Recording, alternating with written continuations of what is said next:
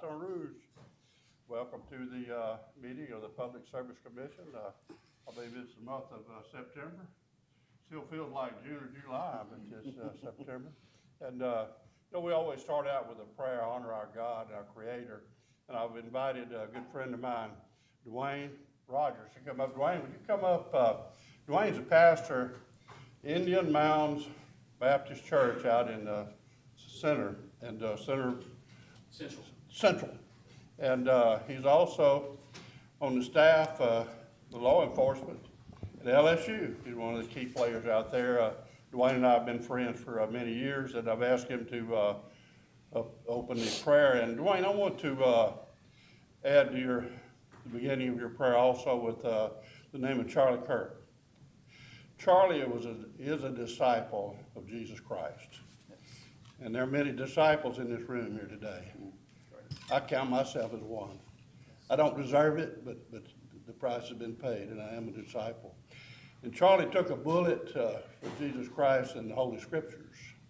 And I think there's something we should all be, it'd be an honor to be sitting at the feet of Jesus Christ, taking a bullet as a disciple. And we want to pray for his family, and we want to pray for the movement. I think that he's going to just add to the movement of those who love our Lord. So lead us in prayer, please. Yes, sir, my honor. Our Heavenly Father, as we begin these proceedings today, Lord, we recognize you as the one who, Father, not only grants authority, but sustains authority. And God, we recognize you as the one that we're dependent upon each and every day for our very breath here on this earth. God, we thank you for the opportunity to serve you and to serve our fellow mankind. God, I thank you for each of these commissioners before us today as they seek to be pleasing to you and pleasing, Father, to the people of this great state of Louisiana.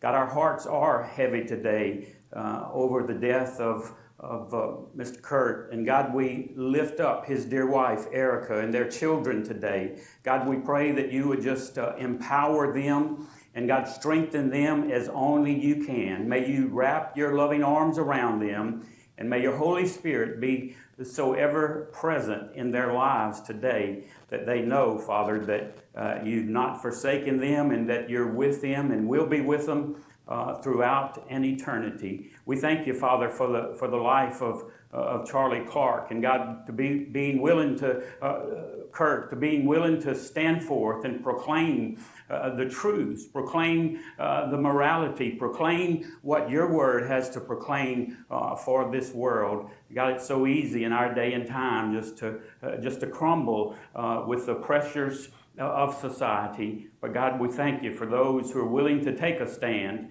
God, as our patriots did some nearly 250 years ago, Father, who stood forth and said that they would stand, they would sacrifice, they would even give of their lives, Father, for the furtherment of your work here in our land. We thank you for this country that you blessed us with and all of our leaders. God, may you instill upon them Father, just an intelligence beyond their own understanding and comprehension. And we'll be careful to give you all the praise and the honor and the glory for it all. In Jesus' name, amen. Amen. Thank you, Dwayne. And now let's all do a pledge to our great country. I pledge allegiance to the flag of the United States of America and to the republic for which it stands, one nation under God, indivisible, with liberty and justice for all.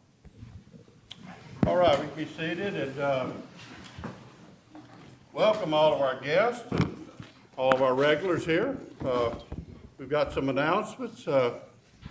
Anybody on the commission floor here ready? Go ahead, Commissioner Lewis. Thank you, Mr. Chairman. I just have one announcement. I would like to thank one of my staffers. So for the last 2 years, I've had a fellow under the United States Department of Energy's Energy Innovator Fellowship. Frances Arthur has been a valued member of my team, and her fellowship with the Department of Energy and in our office ends at the end of this month. So I wanted to publicly thank her for all of the work that she provided in preparing me. I mean, when you think I ask all these great questions, most of the time they're coming from Frances and my team. And so she has been just a joy. I want to thank the Department of Energy for allowing me to host a fellow. Typically, they're only for a year, and I got the Department of Energy to give her to me for 2 years. And so I just wanted to thank Frances for her dedication, her work, and look forward to what comes to you in the future.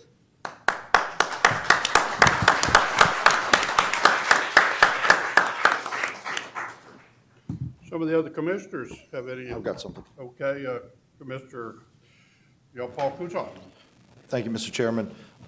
Staff, I would like to add to the October agenda the question of whether we should add the industrials back to the energy efficiency program.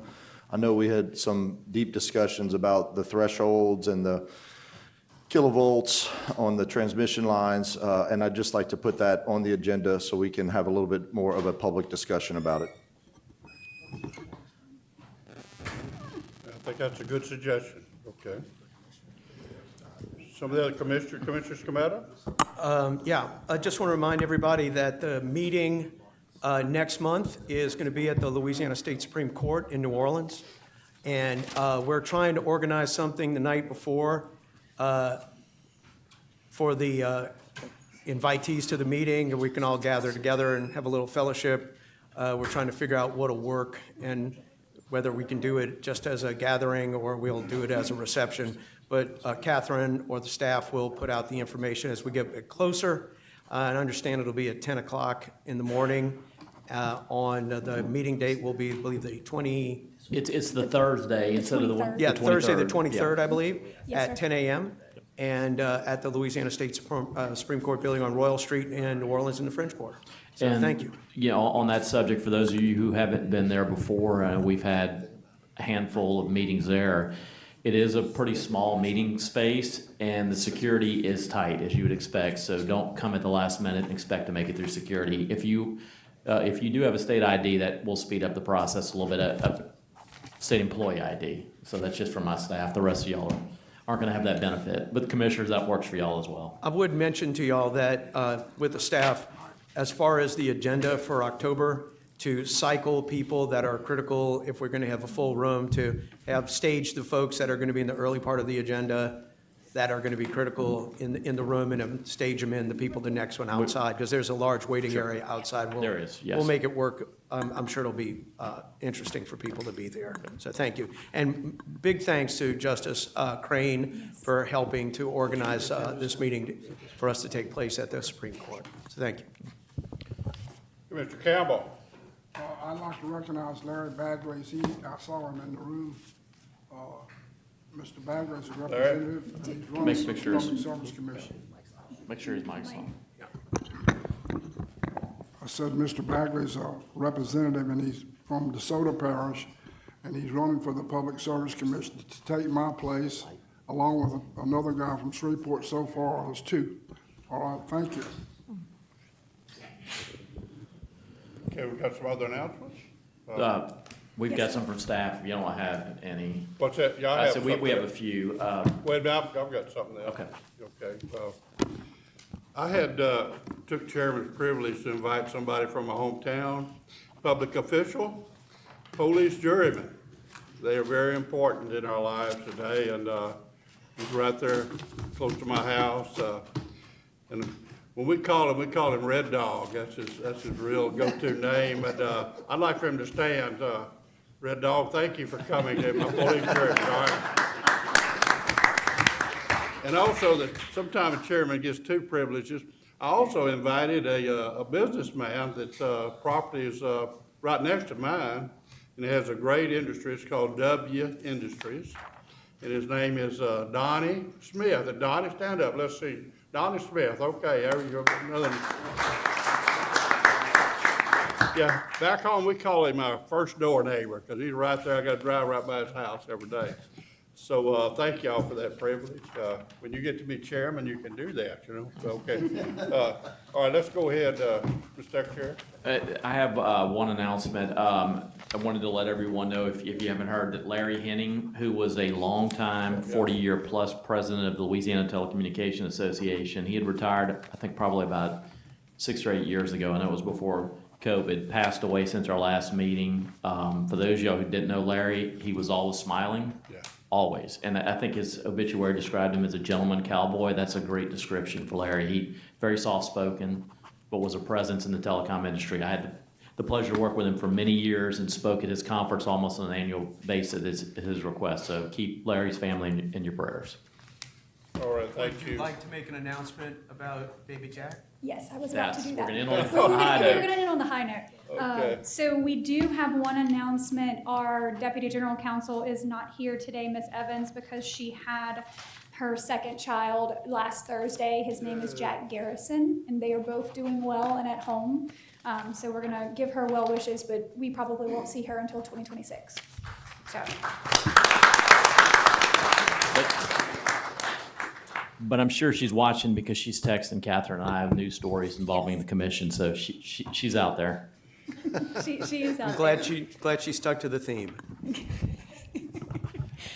We do No have comment. one announcement related to the agenda. We are taking up, under exhibit number 11, we are taking up the presentation by Eolian first related to battery storage. Yes, I'd like to introduce them, if you don't mind. I'm the elected representative of Southwest Power Pool for Louisiana. Southwest Power Pool covers 14 states, and it covers the northeast part of Louisiana. Southwest Power Pool, called the SPP. And during that time, I got to meet one of Texas's commissioners, beautiful lady from Austin, El Paso, somewhere out in West Texas, but you could tell by her accent, but Lori Cobos, and then running into her a few weeks ago, I found out that she had exited the commission and was now representing the battery industry. And we've had very little or no discussion, hardly, since I've been here about the batteries. I invited her to come, give us a short demonstration of what she does and what her company does. So, and with Lori is Kyle Martinez, who is one of their key marketing employees from Denver. Welcome to you from Denver. And Lori lives in Austin. And I still can't pronounce that company's name. Elion, maybe you can do that when we get up here. I'm sure it's a beautiful name. So why don't y'all come on up? If it's in order, are they ready? Yes, sir, we're ready Okay. for 'em. Come on up and, Is that Martinez? Or I figured we kind of Louisiana'd it for a minute. I know, well, and you push And so your just, little thing and get we a have a green tendency color. to Frenchify our Hispanic culture here. Fantastic.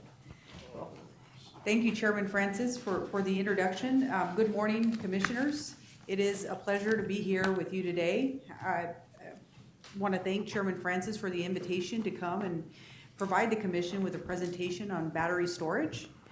My name is Lori Cobos. I previously served at the Texas Public Utility Commission as a commissioner and had the great pleasure of working with Chairman Francis on MISO matters and also on SPP matters, and also other commissioners, Commissioner Skermetta and Commissioner Lewis on matters in MISO in the southeastern part of the United States. So it's a real pleasure to be here with you today in your home turf. Joining me today is Kyle Martinez, the Vice President of Markets with the Eolian Energy. Kyle will provide you with an overview of the operation and benefits of battery storage, and I will close the presentation on discussing how battery storage has and will continue to keep the lights on in Texas, and how those same benefits can be provided here in the state of Louisiana. So with that, I will let Kyle start the presentation.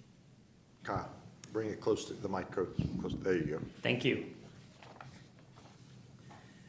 As Lori was saying here, I'm with the Eolian Energy. Primarily, our business model is storage development. We have been operating and developing storage around since 2017. Our Astro Electricity is a 100% owned subsidiary that develops, constructs, and operates 4-hour standalone batteries projects. We currently have around 26 gigawatts of operating power plants in the U.S., and 89 gigawatts are currently under development or construction. Eolian is owned by its employees, but our funds are managed by GIP, Global Infrastructure Partners, which is one of the largest private infrastructure investors in the world. Here on this, at the bottom here, you can see some of our operating battery projects.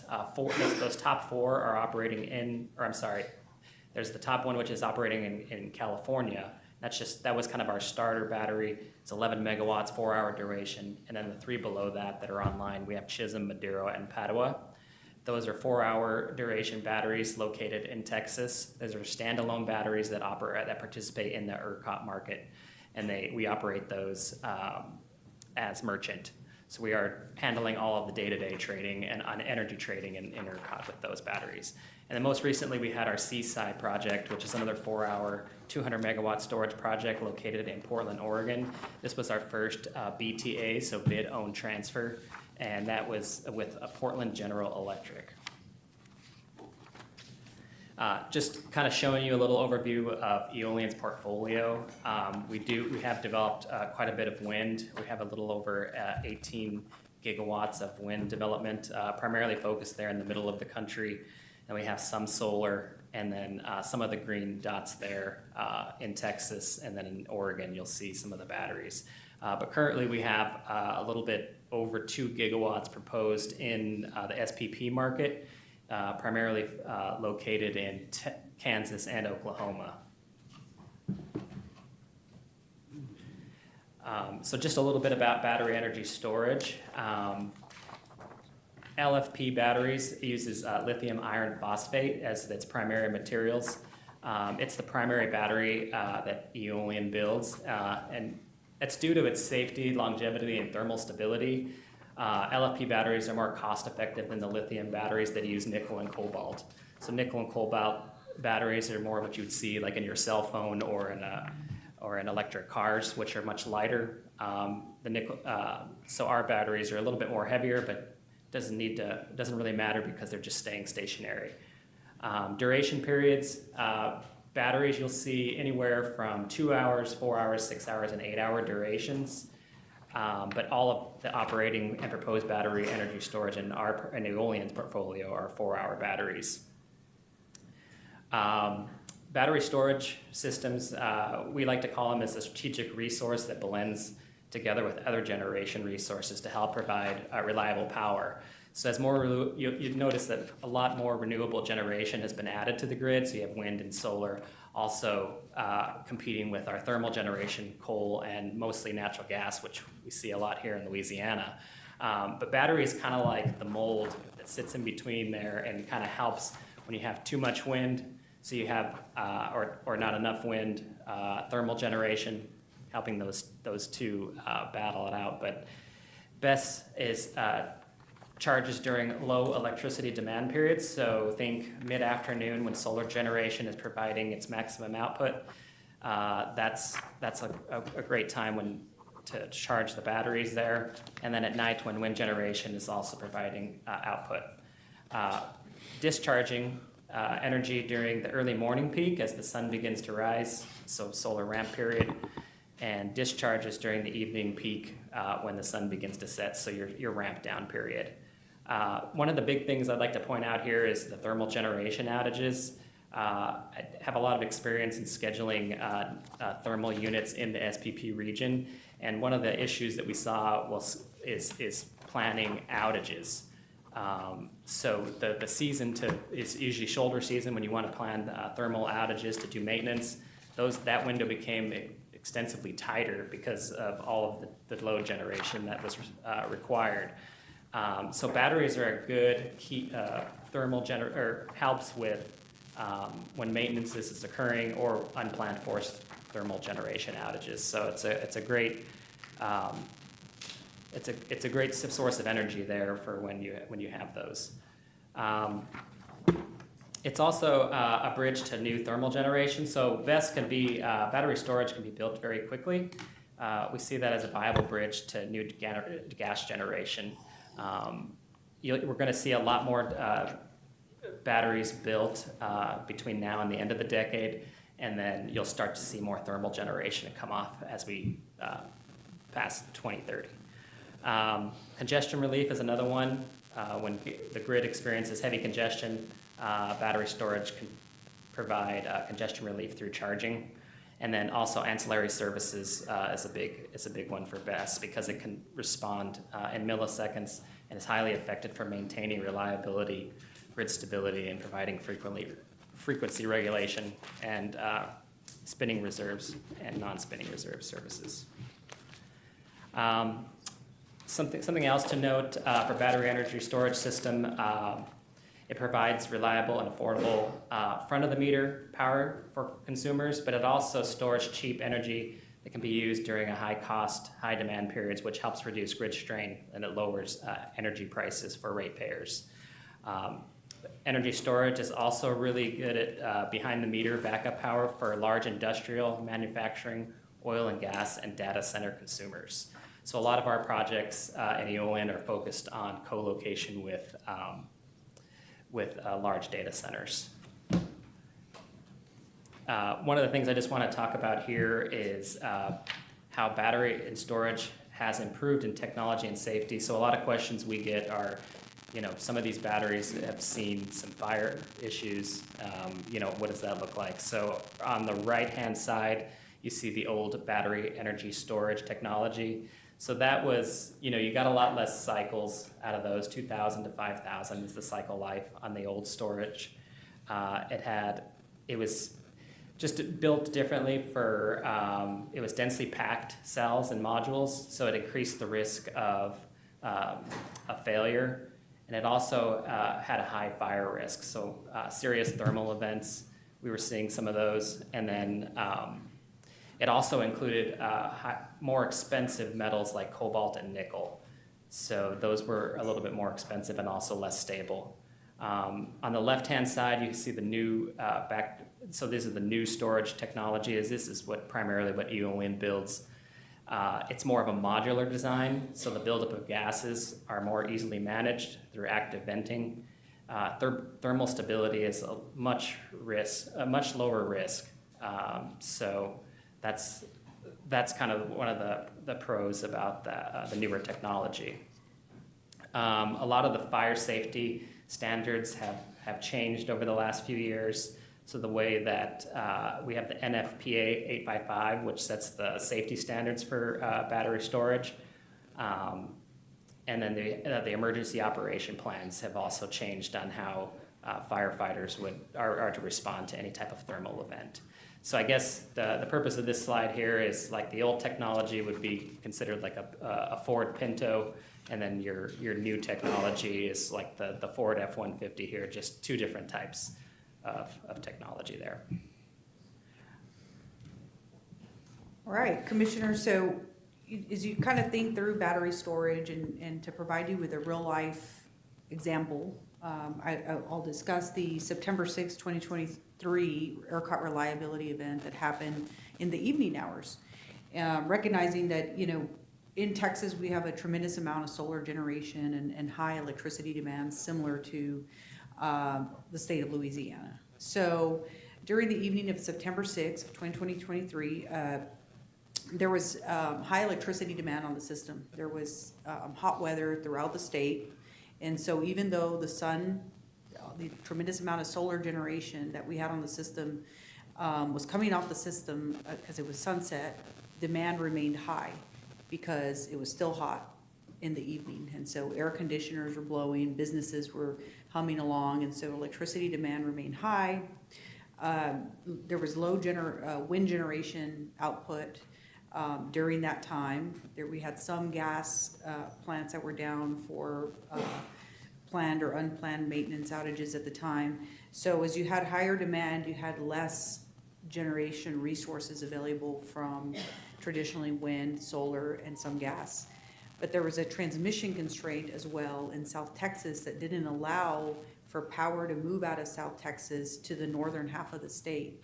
And so all of this culminated into the frequency of the grid dropping to 59.77 hertz, and the normal hertz is about 60.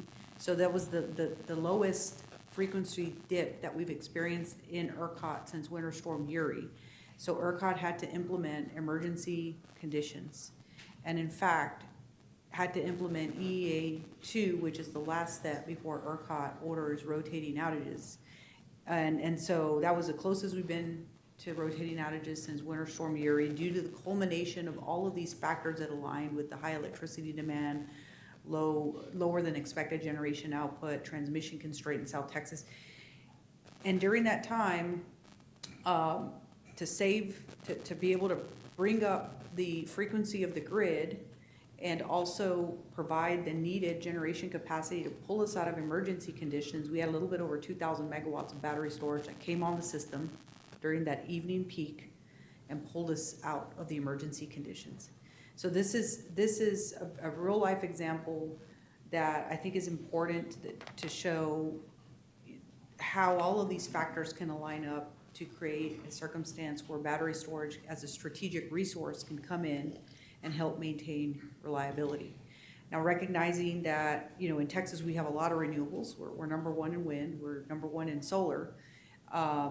Louisiana has more gas, and as Kyle mentioned, those, even working with a fleet that's more gas forward, battery storage is also very helpful in that it can come on and help maintain reliability when you have either planned maintenance outages, when your gas plants that have been running all year long need to take some time to be maintained, and it's usually in the shoulder seasons in the fall and the spring, and so batteries will be there, a strong fleet to help bridge that gap. And also when you have unplanned outages, when these plants come off naturally off the system, is they run like cars, real hard throughout the summer and the winter, the batteries can come on and help fill those gaps and relieve that congestion. And as we are all in ERCOT, SPP, and markets are looking to add more thermal gas generation, it's going to take some time to add that gas generation. It's going to, in terms of development of the plants and getting them permitted. So battery storage, as Kyle mentioned, is a good way to bridge that gap, to add resources that you need now to meet near-term electricity demand and maintain reliability while you await the new gas plants to come on through the normal development cycle and permitting, and also taking into consideration potential supply constraints that exist today.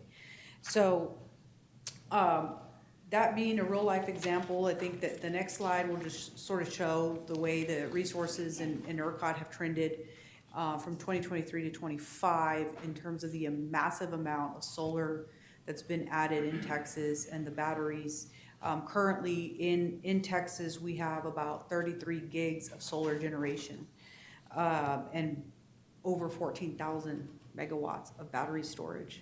Our interconnection queue in Texas currently has over 428,000 megawatts, and 80% of that is battery storage and solar, so 180,000 megawatts of battery storage sitting in the queue. We also have about 39,000 megawatts of gas also waiting. So in terms of battery storage and the benefits that they can provide, in near-term and long-term reliability, I think Louisiana is very similar to Texas. High electricity demand, a lot of interest by data centers, also the strong industrial, oil and gas, large consumers you have that can really reap the benefits of battery storage from front of the meter power solutions to behind the meter backup power solutions. And our goal really here today was to come and provide you with a little bit of background on Eolium, but more so about the battery, how batteries operate and the benefits they can provide to your consumers and your ratepayers. So thank you very much for having us here today. Really appreciate this opportunity and to be here before you all here at the LPSC. I bet you we have some questions for you. Would you turn the lights back on?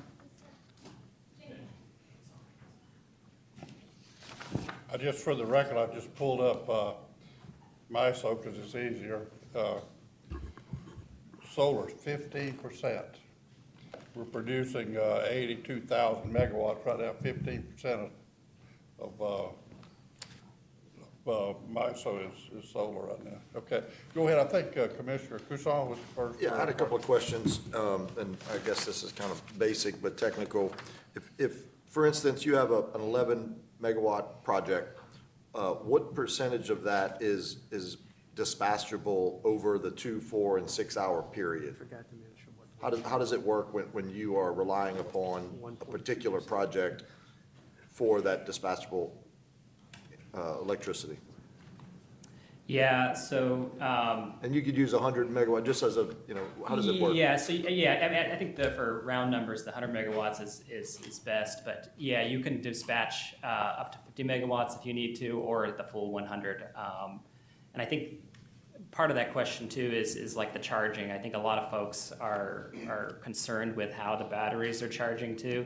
So they don't charge at 100 megawatts. In fact, none of our batteries have actually charged at the full 100 megawatts except for testing. So the technology is really, kind of like a trickle charge to kind of preserve the equipment in there. But dispatching them for anywhere from, as low as 5 megawatts up to 100. So you can get that throughout the day if you need to, anytime for like morning. So like I said earlier, it's like 7 a.m. is usually the time where it's like that morning peak is when the batteries would come on. So, I mean, if you're pitching this to an industrial and you say we're going to create a 100 megawatt system, then they can rely upon 100 megawatts if that is needed in an emergency.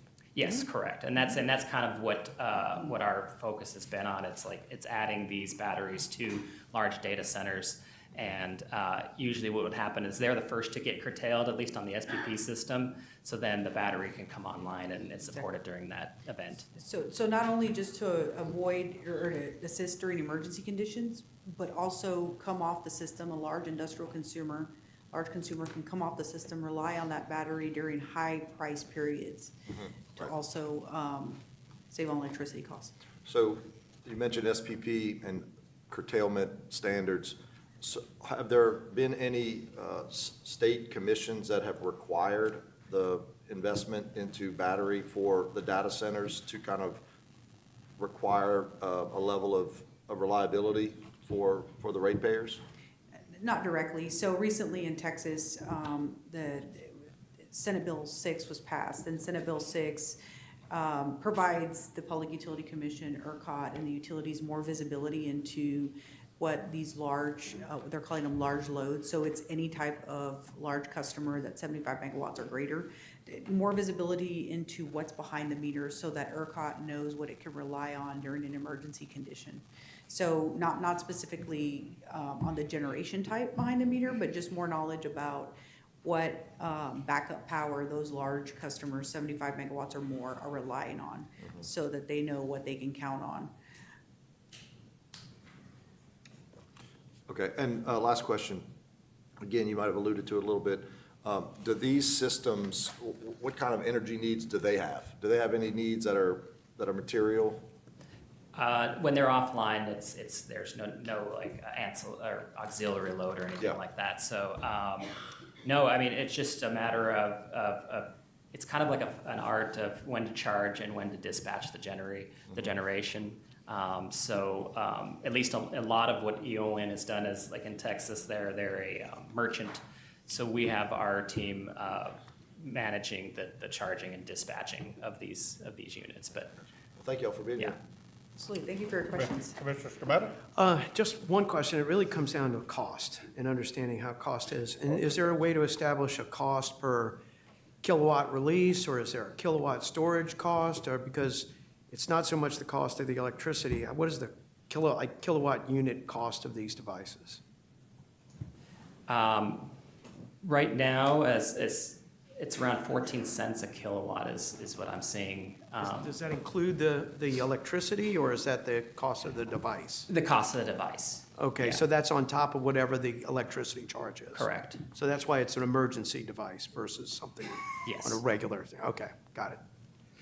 Where are these batteries built, constructed, put together, or however you? Come again, was it, how are they built? What location? Are they built in America or? Well, yeah, so most of our projects, we like to look at them, place them in industrial areas, very rural areas, because, we try to stay away from schools, try to stay No, away. he means where are they What part of manufactured? the- Oh, I'm in the sorry. world, Yes. yeah. So yes, our batteries, most of them, we do have some partners there in South Korea, China, and Tesla. Here in the U.S. too, as well. Some Tesla in the US, Mhm. okay. Do you have any batteries in Louisiana at this time? No, we do not. Okay. We have a big meta project here that most people know about. What's that? He has another question. Oh, I I'm thought you were sorry. moving on. And so part of our whole package with Meta in North Louisiana is a solar part of it, package. What is it, 100 watts, 100 KW?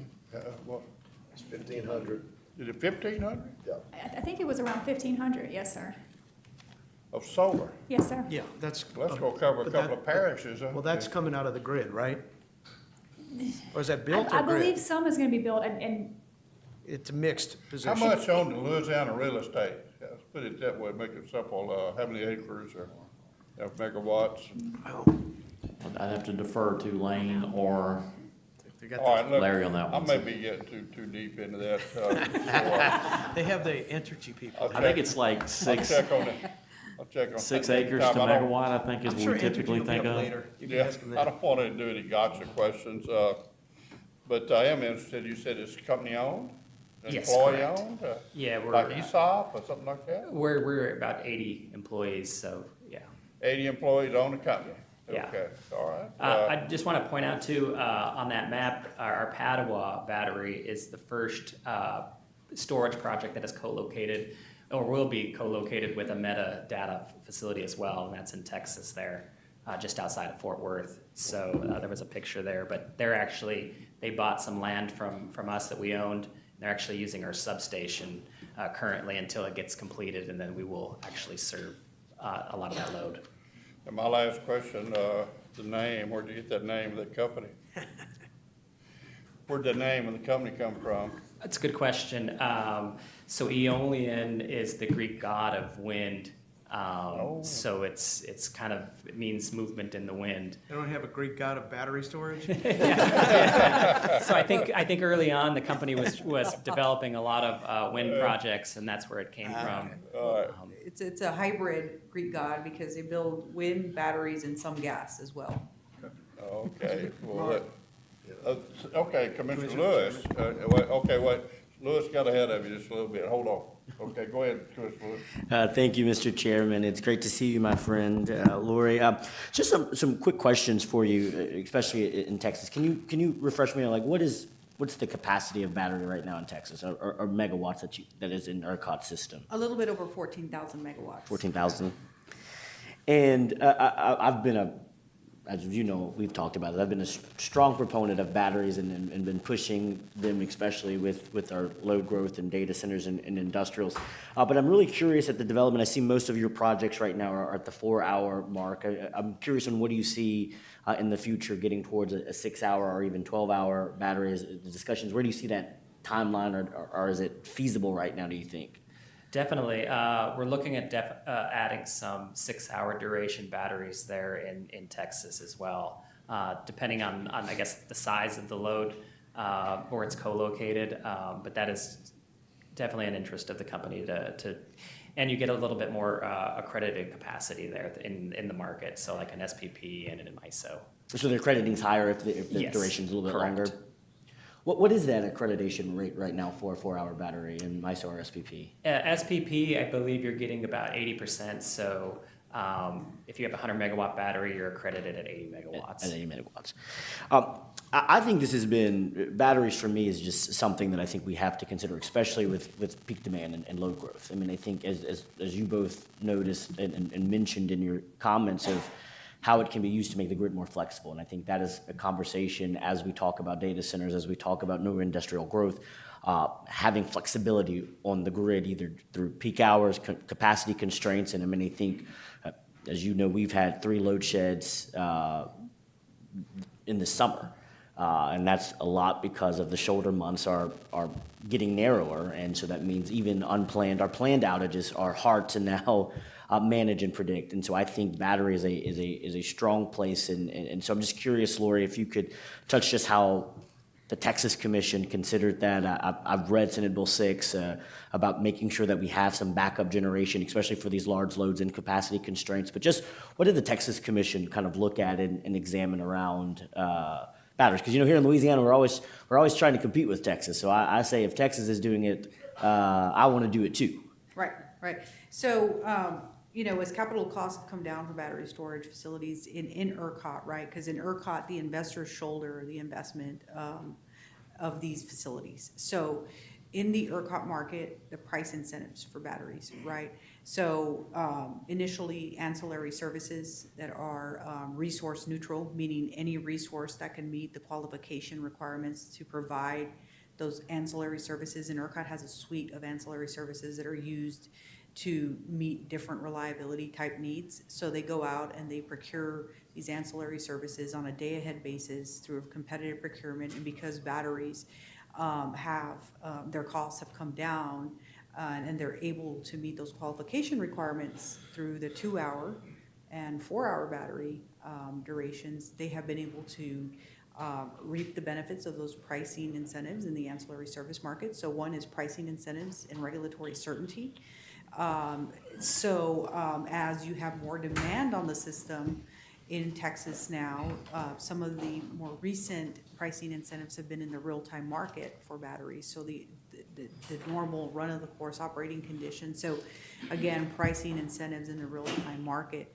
And then as you look to see all this increase in load growth, and you have these large customers that are now having to think about, well, how am I going to meet my electricity needs for a 500 megawatt facility? Do I co-locate near an existing generation resource and draw power off that resource? Do I build my own backup power behind the meter so that I'm not completely dependent on the grid? During emergency conditions, we're flexible enough as a large customer to cycle off and rely on the backup power, or during high price periods so that you're not paying perhaps all of the transmission costs that you would be responsible for paying if you're on the system during a high price period. So the PUC, ERCOT definitely have created the market certainty, the regulatory certainty, the pricing incentives to open the gate for battery storage. As the market looks to be modified and designed currently right now in ERCOT, taking into consideration all of the operational characteristics of batteries is the next chapter, and trying to make sure that those are properly captured in new market designs. And also making sure that as we look at the whole fleet, that we have the right blend of resources to make it all work. So I think one of the concerns you'll hear in Texas is, well, the batteries are only 2 hours, they're only 4 hours. What about the winter? Well, the winter peaks, as Kyle showed, are in the morning when everybody gets up and it's so cold. And that's usually about a 2-hour duration period. Right. Where batteries can strategically provide that reliable power that's needed at the time. So it's an evolving discussion, but we've certainly taken a lot of positive strides in the right direction to unleash battery storage development with the 14 gigs on the system now and 180,000 megawatts in the interconnection queue. No, I've been impressed with what Texas has been able to do, especially when we talk about renewable generation and backup. I think the last question that I have is just more kind of on the company. Are you mostly utility build? Are you a merchant power producer? Are you kind of all of the above? Yeah, so we're primarily a developer. So all of those projects that you saw on the map there, we take those up to NTP, so to notice to proceed, and then we usually sell those off or come to some type of build transfer. So you do build a transfer, Yes, pretty much correct. is your Yes. model. Okay. Well, great. Thank you for this presentation. You got somebody else? Anybody else got it? Uh, I'm sorry, Commissioner Campbell, you're up next. What would you say that, I'm sure since you're in the battery business, you would say that batteries in automobiles are very successful, is that correct? Can you say that again? Automobiles are, How is the batteries doing in automobiles? Is it very successful across the board? yeah, I think the battery storage, for, at least for us, we were an early entrant into the market's queues. So I think since 2017, we've seen a lot of interest from other developers trying to get in on the battery storage business as well. But you know, we have had success in Texas, as you know, with those 3 batteries. Plus, we're building another second phase for some of those, and then we'll also have interconnection agreements in SPP, which will be co-located with thermal as well. You know that Ford has, it's an old phrase, they can't give those Ford trucks away. They're taking a huge discount on Lightning trucks. You're aware of that?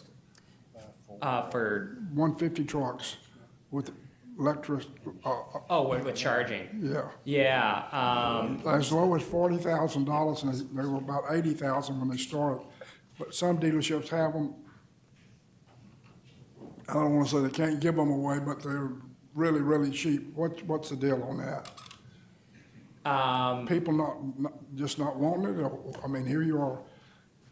Yeah, I don't know much about I can't comment on the automobile, like on those at least, but I know a lot of our equipment that we use for the large energy storage is already been purchased. So we have a lot of the main power transformers and the batteries already like purchased and ready to go. Well, I just thought it was odd that they came out with this truck. It's called Lightning, and it was supposed to be wonderful, but they can't find many people to buy one. And they have deeply, deeply discounted these trucks for people to have them off their lots. I guess I would think that maybe some of the concern is on the mileage and the distance and how much it needs to be charged. Yeah. Yeah. At least from a consumer standpoint.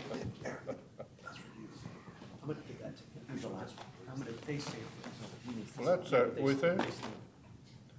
Are we through? We're done. We're done. More questions? Chairman Francis, Commissioners, thank you so much for your time. It really has been a great opportunity to come and appear before y'all. If you have any ongoing questions of me or Eolian, please feel free to reach out. And I look forward to seeing y'all soon in the coming months at some of our regional meetings. Well, I'd like to ask all of our utilities folks here to introduce yourselves to these folks before they leave and get acquainted with them. I sure have a lot of respect for Lori and anything she's doing because of her past work with SPP and the great state of Texas. So y'all have safe travel home, yeah? And Mr. Fry, as we were discussing, you might want to talk to Commissioner Cabos about the Texas legislation and how that might be reflective on what we could pass on. Thank you. Absolutely. Thank Happy to you. do so. All right. Thank you so much. Thank you, Commissioner. Thank you. Thank you, Mr. Martinez. Okay, Mrs. Bowman, Ms. your Booman? turn. All right, so we are moving to exhibit number 2, which is docket number S37500. This is Jeff Davis Electric Cooperative's request for a letter of non-opposition to establish a non-revolving line of credit for interim financing associated with JDEX transmission loop. It's a discussion and possible vote on a staff report and recommendation. On February 10th of this year, JDEC filed the incident request, which was published in the Commission's official bulletin with no interventions. The request sought Commission authorization to enter into a loan agreement with the National Rural Utilities Cooperative Financial Corporation for a non-revolving line of credit with an aggregate commitment of $22 million in order to fund a 230 kV transmission loop to rebuild transmission facilities that were lost or damaged to Hurricane Laura.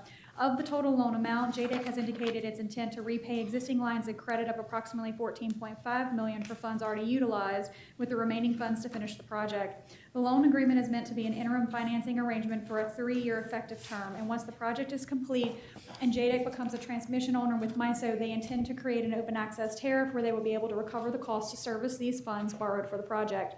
On August 7th of this year, staff filed its report and recommendation into the record, which concurred with JDEC's assertion that the request is in the public interest and will have no immediate adverse effects on JDEC members. JDEC members would likely see any rate impacts only if JDEC were unable to maintain the existing debt service coverage requirements of its tariff. Staff further recommended that the commission express its non-opposition to JDEC's request subject to the conditions, including standard financing commitments, and that the cooperative provide written updates to staff advising them of the completion of the project, of any FEMA reimbursements made applicable to the loan balance, as well as biannual narratives updating staff related to the process with MISO. Staff recommends that the commission accept the staff report and recommendation filed into the record on August 7th of 2025. Motion to accept staff's recommendation. Second. Seconded by Commissioner Scametta. Any discussion, any opposition? Hearing none, pass. Exhibit number 3, docket numbers U29203, U30981, U32764, U35991, and U36350. This is Entergy Gulf States, Entergy Louisiana's applications for interim and recovery of costs related to Hurricanes Katrina, Rita, Gustav, Ike, Isaac, Hurricanes Laura, Delta, Zeta, Winter Storm Uri, and Ida. This is discussion and possible vote to accept the annual report of the Louisiana Utilities Restoration Corporation to the Commission for fiscal year 2024, including the annual operating budget for fiscal year 25 and the interim annual compiled financial statements for fiscal year 24. As required by the relevant commission orders and is codified in the restoration law, which is codified in revised statutes 451113 through 1343, the Board of Directors of the LERC submitted its fiscal year 2025 annual report to the commission on September 2nd, 2025.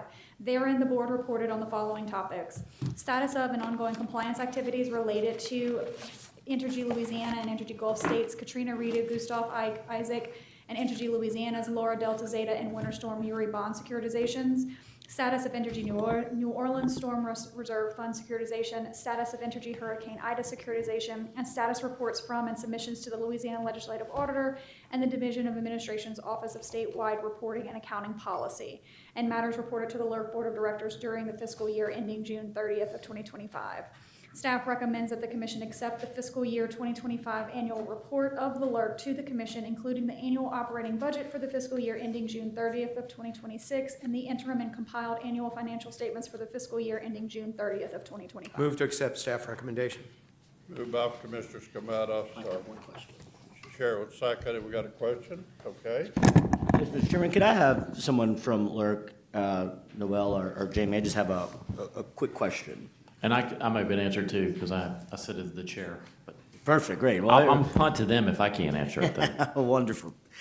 So, I mean, I'm just doing a kind of a bigger picture kind of question, because we get a lot of calls from constituents, particularly on the storm riders. And so I guess my just bigger question is, I'm like kind of looking at the total assets and liabilities of these 6 transactions and how they're shifting year to year. So could you just explain in kind of layman's terms, what's the long-term trajectory and intent of kind of the pots of funds? Commissioner, this is Jamie Watts on behalf of the LERC.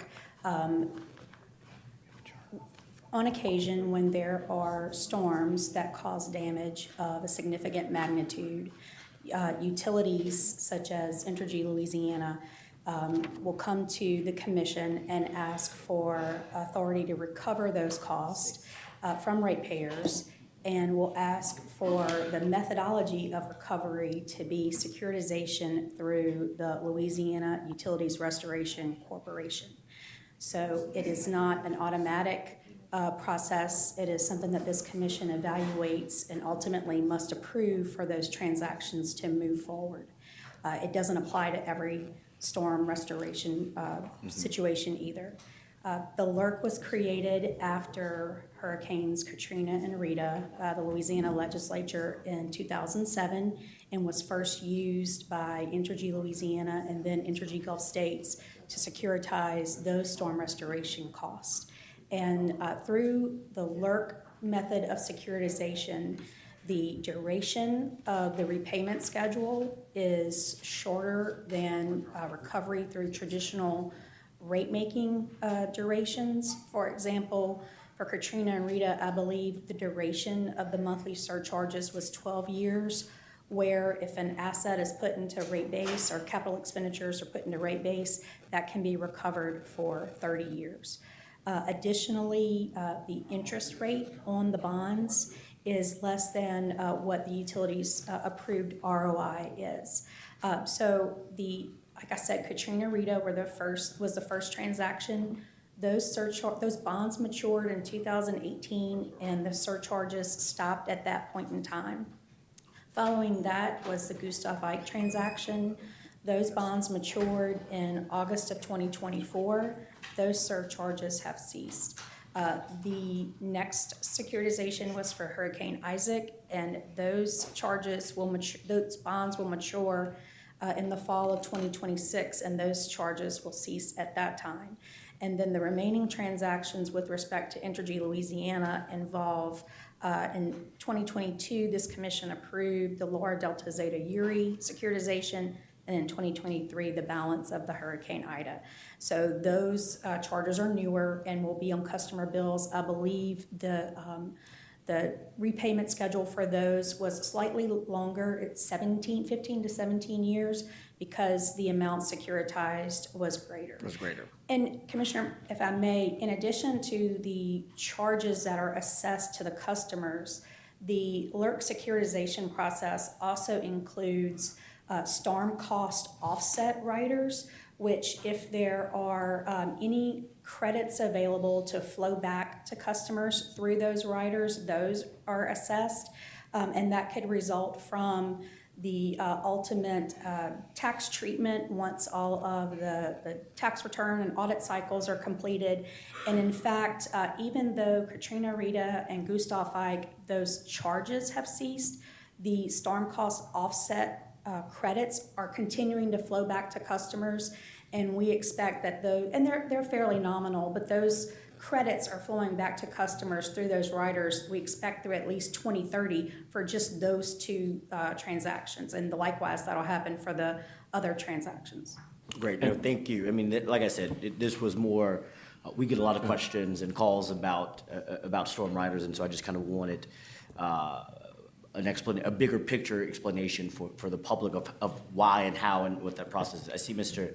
Ham from Entergy, and I welcome him to the table if he has anything. I'll jump in while Larry's walking up too, just to add a couple of things. The actual Isaac bonds will roll off in less than a year, so it's August of 26. Those will roll off. And one other point, and I mentioned this at the LERC meeting, and I don't think this should be lost on the public. It was part of the Meta settlement. But Meta, when it comes on board, will take on its share of those costs, which will result in a tremendous reduction for the ratepayers. I think Larry could talk more specifically to the amounts, but that's going to be kind of a big deal. They're going to step in and take on that portion of which will only be, at that point, I think, the Laura Delta Zeta Uri Ida costs, and hopefully nothing else down the road. So that's going to help out as well.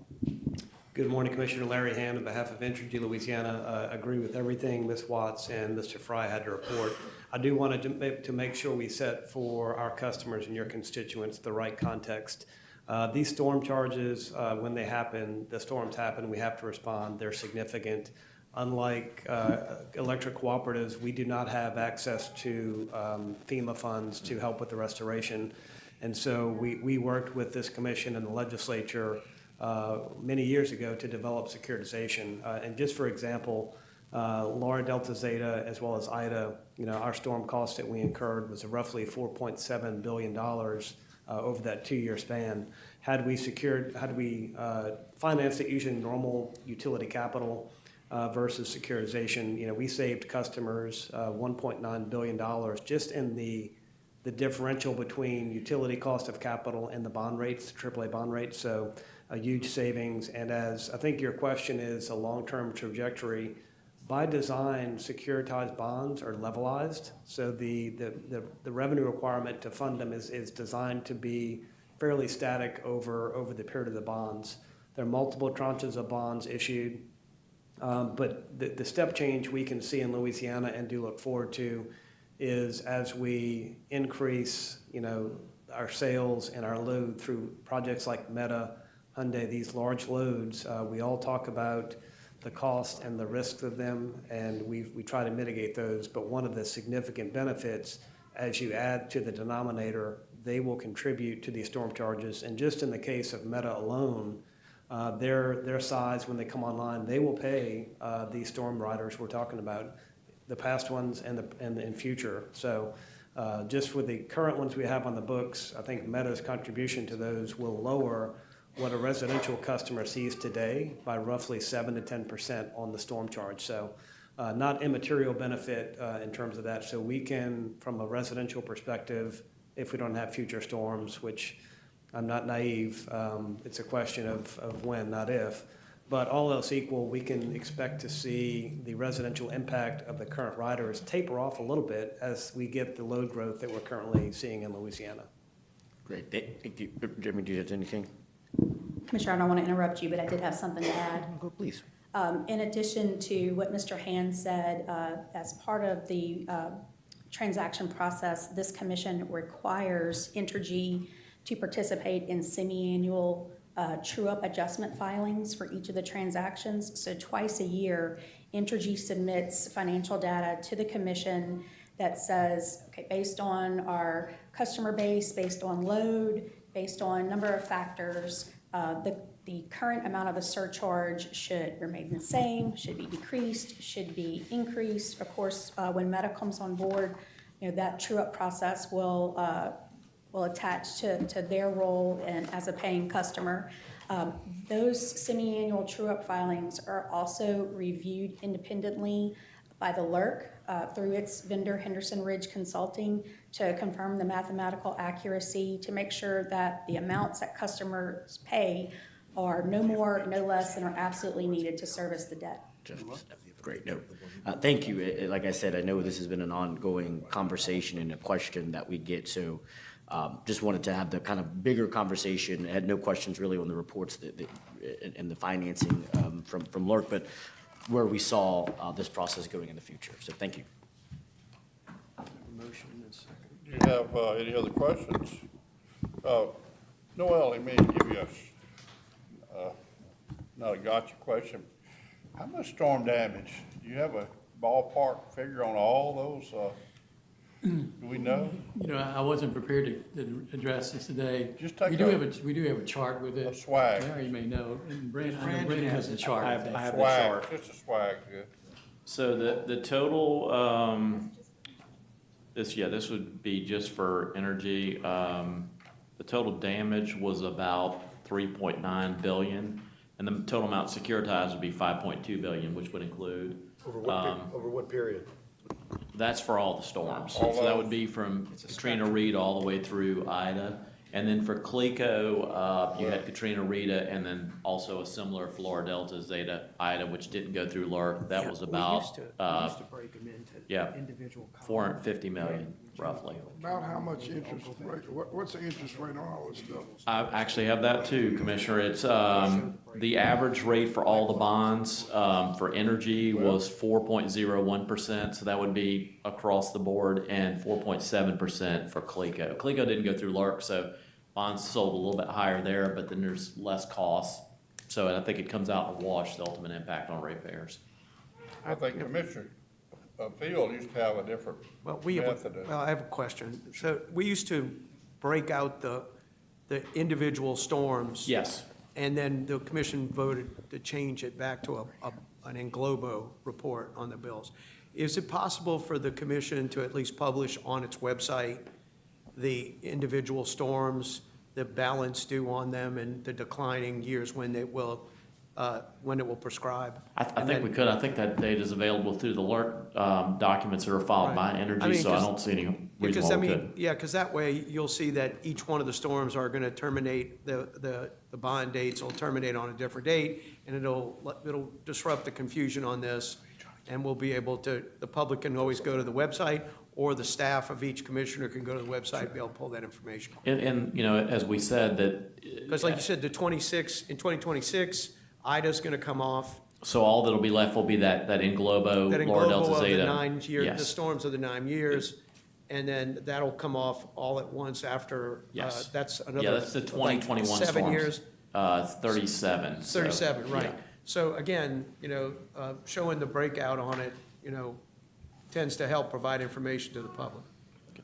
Yeah, Arnold, y'all can whoop that out on your coffee break, man.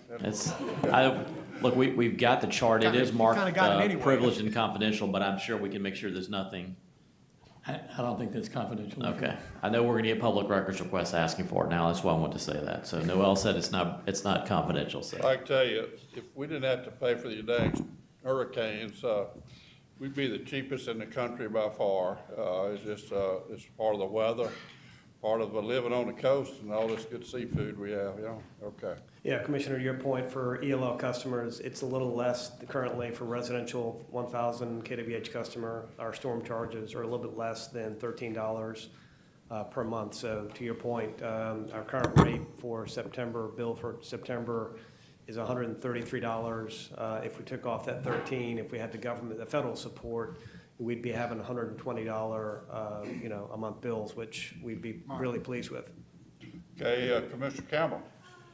Y'all, I mentioned to you a long time ago, several months ago, that people in North Louisiana pay more disproportionate. You're ever gonna address that, or we're just always just gonna pay the same thing as people in South Louisiana pay? And we don't have the storms, and you know that's true.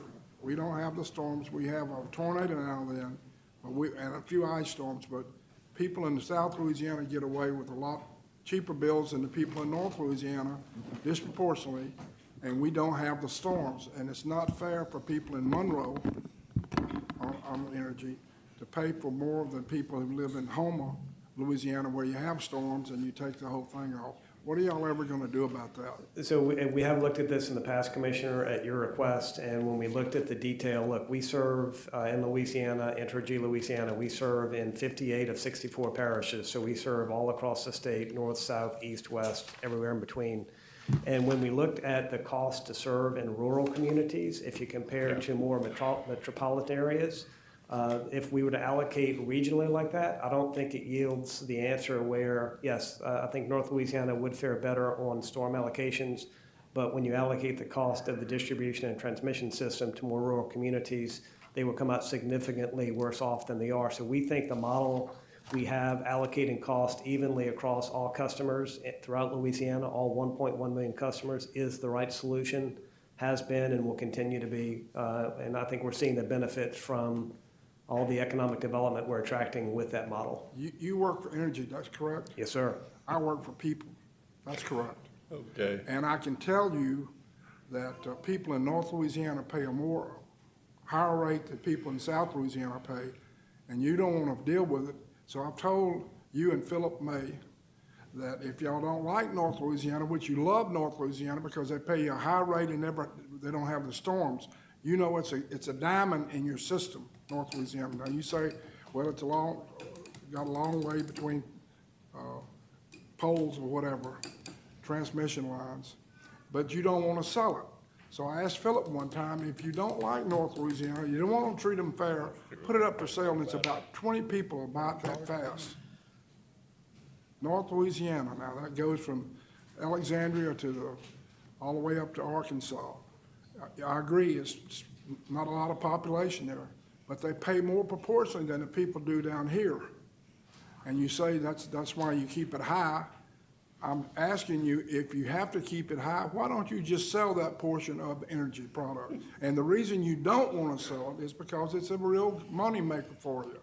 No matter how far the poles are between, or the lines are between each other.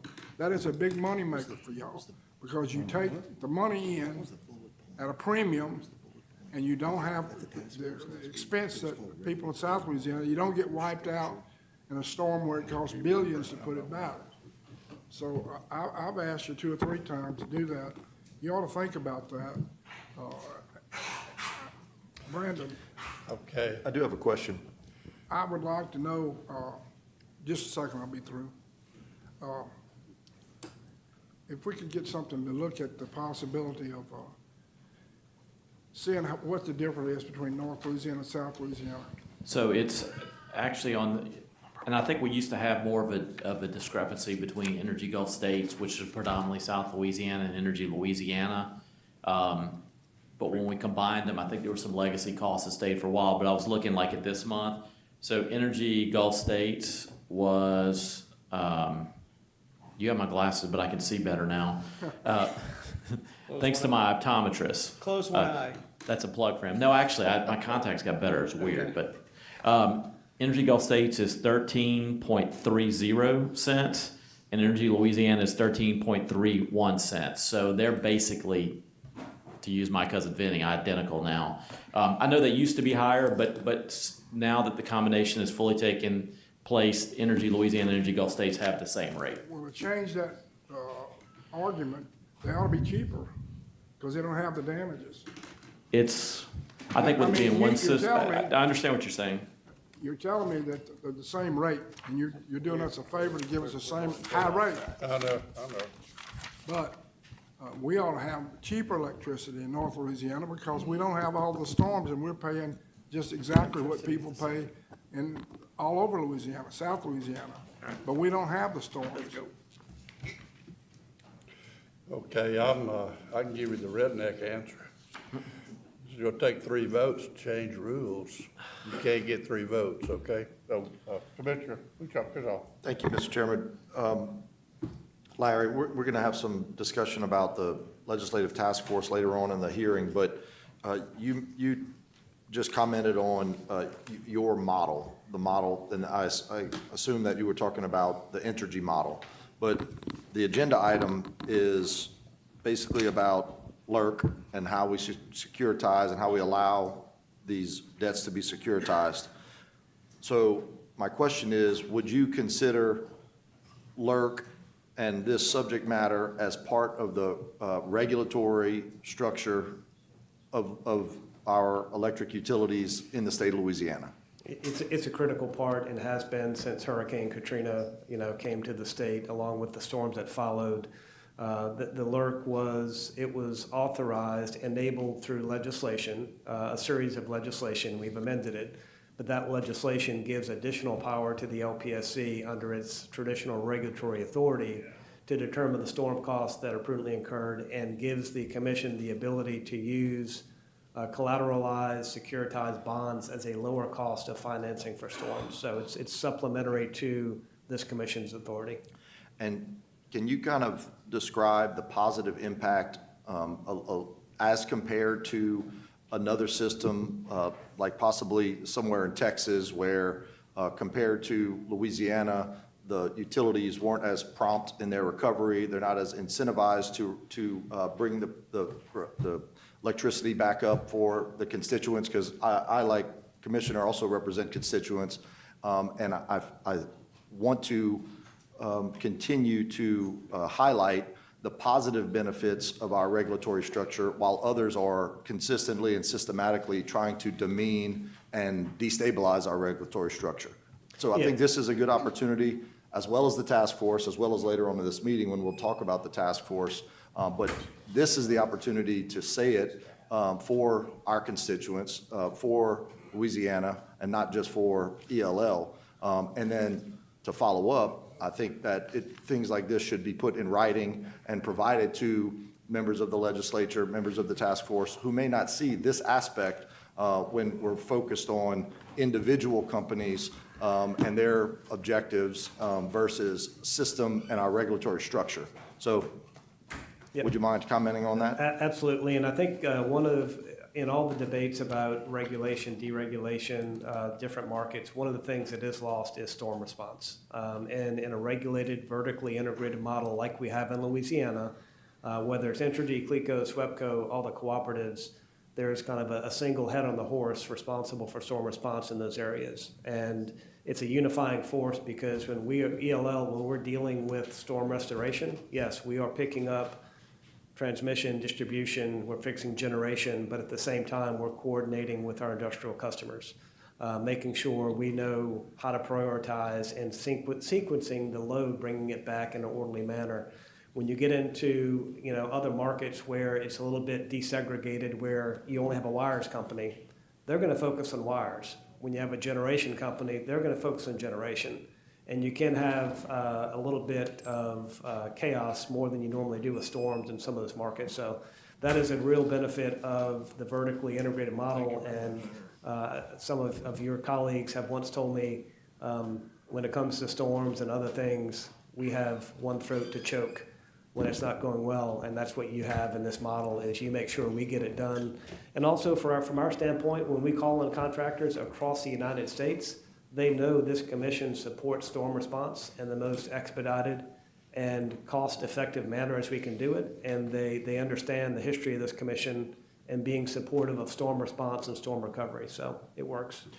I appreciate that, and, you know, for all the folks in this room, I encourage everyone that as a stakeholder to reach out to legislators, let them know of the positive impact your individual companies have had, but also the entire structure of our utility system, and let the legislators know the benefits, and invite them to our meetings. Like Representative Bagley is sitting here today. We've had other representatives here. You know, I was just there a year ago, and I can tell you there is a disconnect, but it's not because of anything purposeful. It's because everybody's doing their job, including the members here who have been on here a lot longer than me, who have set up a structure that has delivered some of the lowest industrial rates in the United States, some of the lowest residential rates in the United States, have brought our constituents back up after storms in a very efficient manner, and have gotten more efficient, and in some cases have even prevented storms now with our new systems that we have in place for investments before the storms hit, and we'll continue to see benefits for years to come. So this is my request for everyone in this room to continue to discuss these matters with legislators on the Senate and the House side, so that when these issues are presented, they're knowledgeable, and they have, and if they're more curious, they can come and sit in our meetings and ask the questions, and we can get them answered. You know, although we do have a task force, that's not necessarily the only place where I want these issues to be discussed. So with that, I'm done with my questions, Mr. Chairman. Okay, I'll stir up one more, storm damage. This Meta project, is it true that it's going to absorb some of the storm damage costs and will help lower everyone's storm damage bill across Louisiana? Is that true? Yeah, based on the current agreement with Meta and what y'all approved, they will contribute roughly, they will lower by 7 to 10% the storm charges paid by residential customers in Louisiana. So we just got a 7 to 10% discount on the storm damage because of the Meta project. What about, there's a new, is it Hyundai building a new plant? Hyundai Steel. Are they going to help with storm damage too? We're still working through, you know, the negotiations with them, so I can't comment on what that exactly looks like. And I want to be clear on the Meta transaction. April of 2027, I think, is when we will first see. I don't want folks to hear us having the discussion thinking it's going down by 7 to 10% today. Okay. When they start, when their ESA becomes effective, and then as Ms. Watts said, when we true up the storm riders, I think April of 2027, we can expect to see a 7 to 10% reduction in the storm charges that residential customers pay. Because of a new industry coming to Louisiana, right? Because of Meta alone. So any other industry that comes here, they're coming, you know. Will the same effect happen to our bills on storm damage? Yeah, they'll be subject to the storm riders, and so as we add more to the denominator. You can negotiate every deal, but I don't think Commissioner Campbell would want to cut them any slack in South Louisiana, so we can depend on that. Okay, thank you. We have a motion on the table. Okay, we have a motion and a second, and Yes, sir. all the discussion. Is there any other discussion or any objection? Hearing none, it's passed.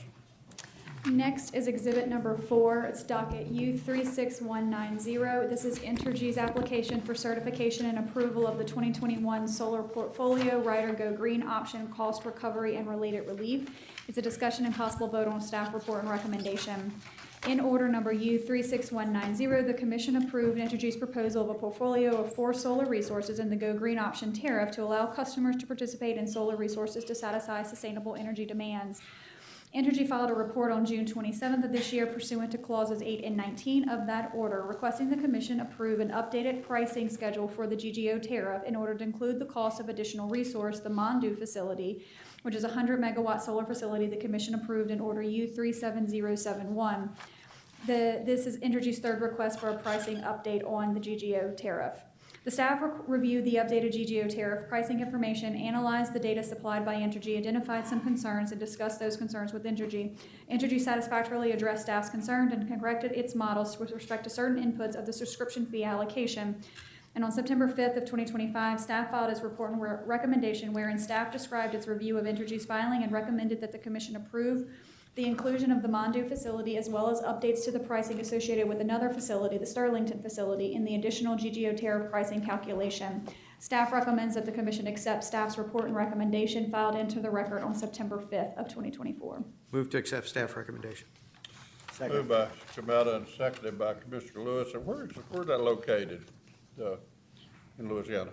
Mondu is located in Point Capee Parish. In Pont-Capee? Yes, sir. There's also another location in Pont-Capee also, isn't there? So, is there a couple of them there? I think there is one more, but I'm not positive on the All name. right, that's good. Okay, any discussion or objection? Hearing none is passed. Exhibit number 5 is docket number U36992. This is Northeast Louisiana Power Cooperative's application for an increase in rates, including interim rates, and for the establishment of emergency reserve fund. It's a discussion and possible vote on NELPCO's motion to amend order number U36692-A and request for commission consideration at this B&E. In September of 2023, NELPCO filed a rate application. In December of that year, the commission approved an interim rate increase of 100% of NELPCO's request. After negotiations, staff and NELPCO entered into an uncontested stipulated settlement on April 4th of 2025, and as part of that settlement, NELPCO was ordered to provide a refund to its members for the difference between the interim rate increase and the final approved base rate increase over a 1-month period. The commission unanimously adopted that settlement and subsequently issued order number U36992-A on May 8th of this year.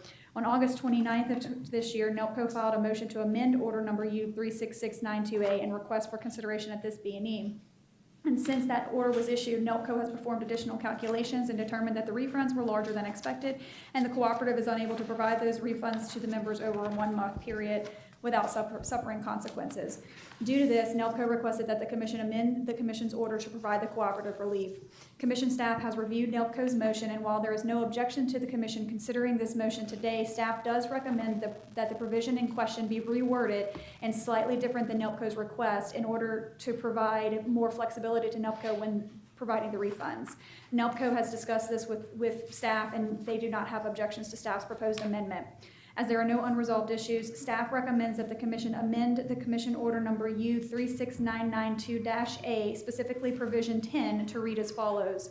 NELPCO has reviewed staff's recommendation and agrees with them, as there are a difference between the interim rate increase put into effect in January of 2024 and the base rate increase recommended by staff set to begin on April 6th. Voted on at the April 16th, 2025 business and executive session. NELPCO agrees to refund its members and ratepayers the difference. NELPCO shall refund the entire refund amount over a consecutive 6-month period, beginning at the earliest November 1st of 2025 and completing no later than September of 2026. The refund shall be made via credits to customers' bills, with each monthly credit amount to be selected by NELPCO. NELPCO shall provide staff with correspondence and accounting of those refunds upon completion. This is a refund of $750,000, and they want to do it over 3 months and rather than just give it back at 1 month. Yes, sir. Over 6 months. 6 months, excuse me. 6 months. It's a lot of money coming out at one time. Very well, over 6 months, I can handle it. So I would make a motion that we. Motion by Commissioner Campbell, and the chair will second it. I'd also like to recognize the staff. Your staff's at work for you, $750,000, and if I can pronounce his name, Viswanathan. How you say that? Say that again? Morning, Commissioners. Vishwanathan. Okay, thank you. And Rochelle, Marks, and Rhodey. Oh, we had quite a crew on this one. Okay. Well, congratulations, and I think you folks are not recognized enough for the work you do. I appreciate what you do. And this is a good proof of it. Y'all know the old coffee break all the time up there is $750,000, okay? So it's passed, thank you. Number 6. Exhibit number 6 is docket number U37392. This is Dixie Electric Membership Corporation's application for an increase in rates, approval of formula rate plan, modifications to terms and conditions, and for interim rate relief. It's a discussion and possible vote on an uncontested stipulated settlement. On September 24th of 2024, DIMCO filed the incident application, which was published in the Commission's official bulletin with no interventions. After staff filed direct testimony, DIMCO and staff began settlement negotiations. And on August 4th of 2025, DIMCO and staff entered into an uncontested stipulated settlement. The executed settlement was filed into the record as part of a joint motion for scheduling a hearing on that stipulated settlement. The major terms of the settlement are as follows. DIMCO is authorized to reestablish a formula rate plan for a 3-year term, beginning with test years 2025. DIMCO's FRP provides the company shall seek to earn a calculated times interest earned ratio of 1.50 with a bandwidth of 1.4 to 1.6 with a midpoint adjustment and additional revenue checks. The two additional revenue checks are a modified debt service coverage ratio of 1.7 and an equity to total assets ratio of 15%. And DIMCO is authorized to increase its grid access charge. Staff recommends that the Commission accept the uncontested stipulated settlement filed into the record on August 4th, 2025. Move to accept staff recommendation. Moved by Gambetta, seconded by Cruson. We've got a question from Mr. Lewis. Yes, can I have a representative from DIMCO, please? Just have a few questions. I know. Bringing the gang.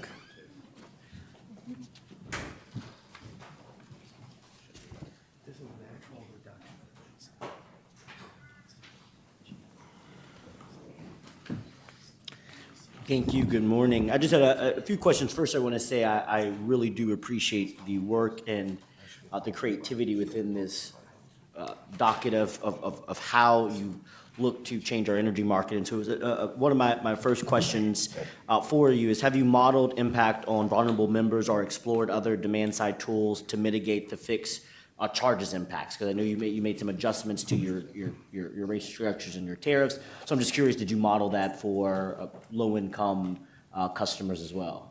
Yes, Commissioners. Jeff Andrew with DIMCO. We did in fact do that. Despite the NRA, this is actually not a rate increase. We're asking for our revenue requirement to remain the same, but we are converting our residential rates to an inverted block structure. So anybody who consumes less than 1,500 kilowatt hours a month will actually get a little bit of a rate reduction.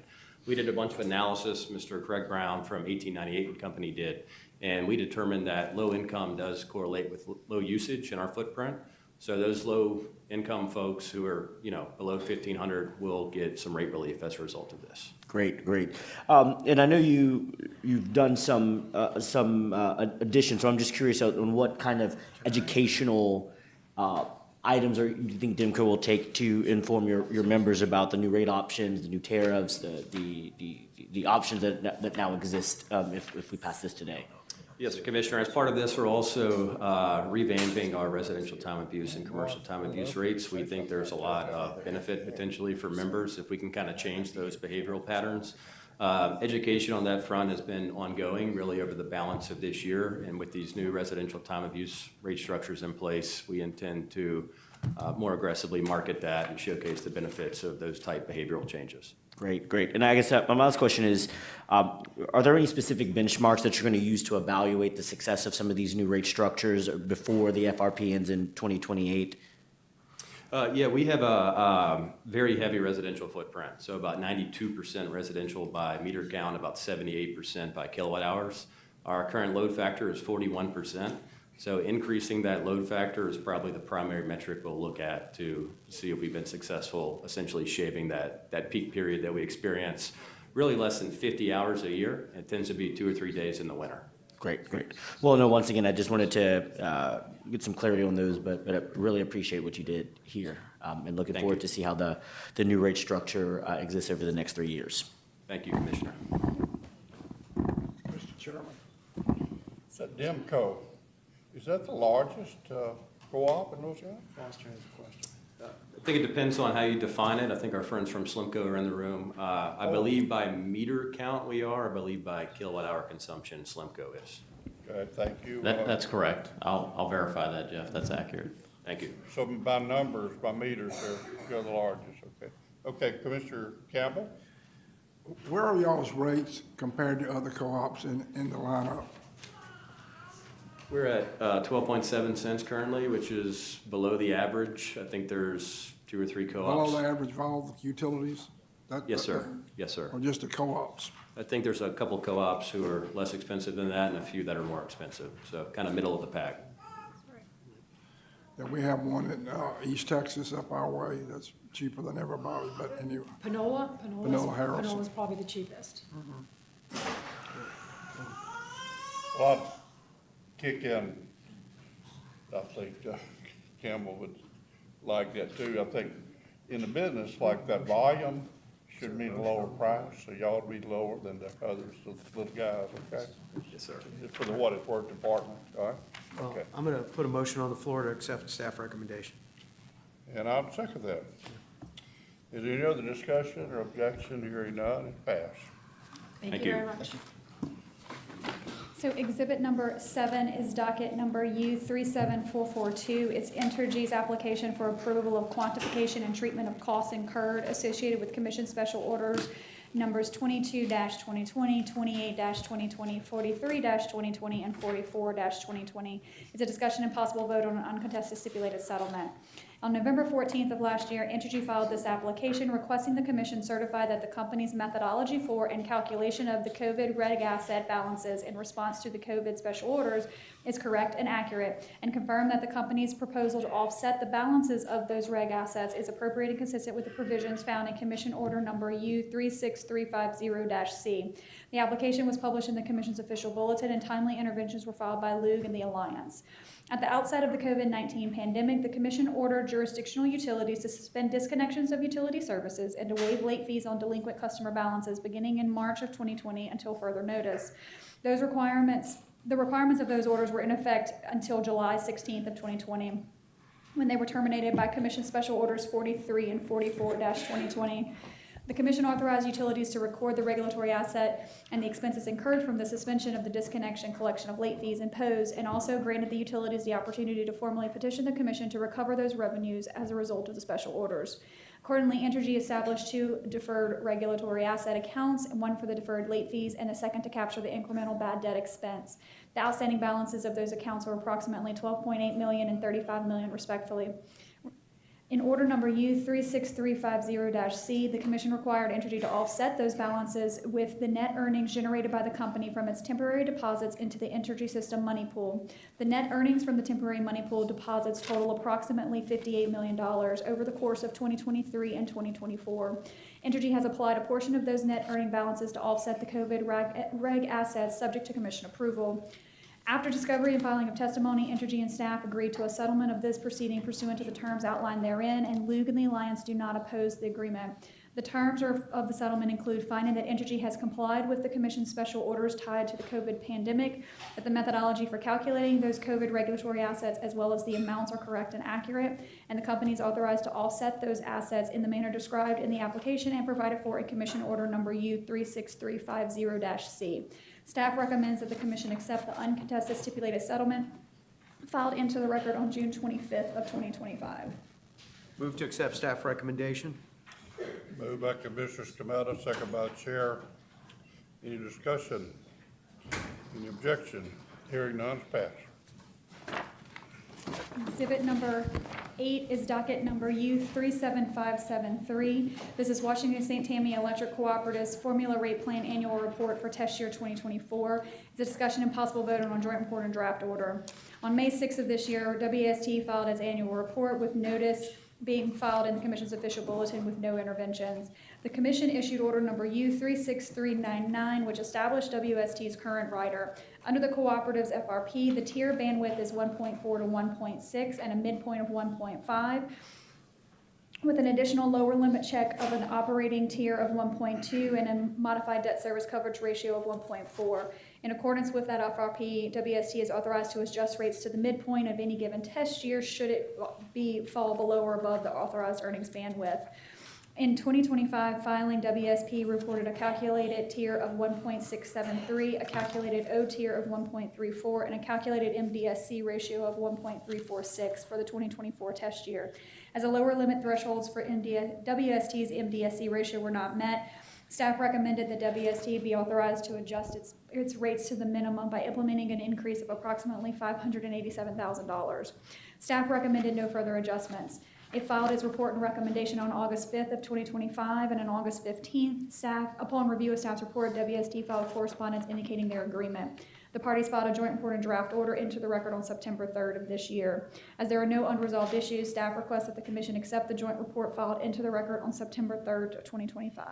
Move to accept staff recommendation. Second. Moved by Commissioner Scametta, seconded by Commissioner Lewis. Any discussion, any objection? Hearing none, passed.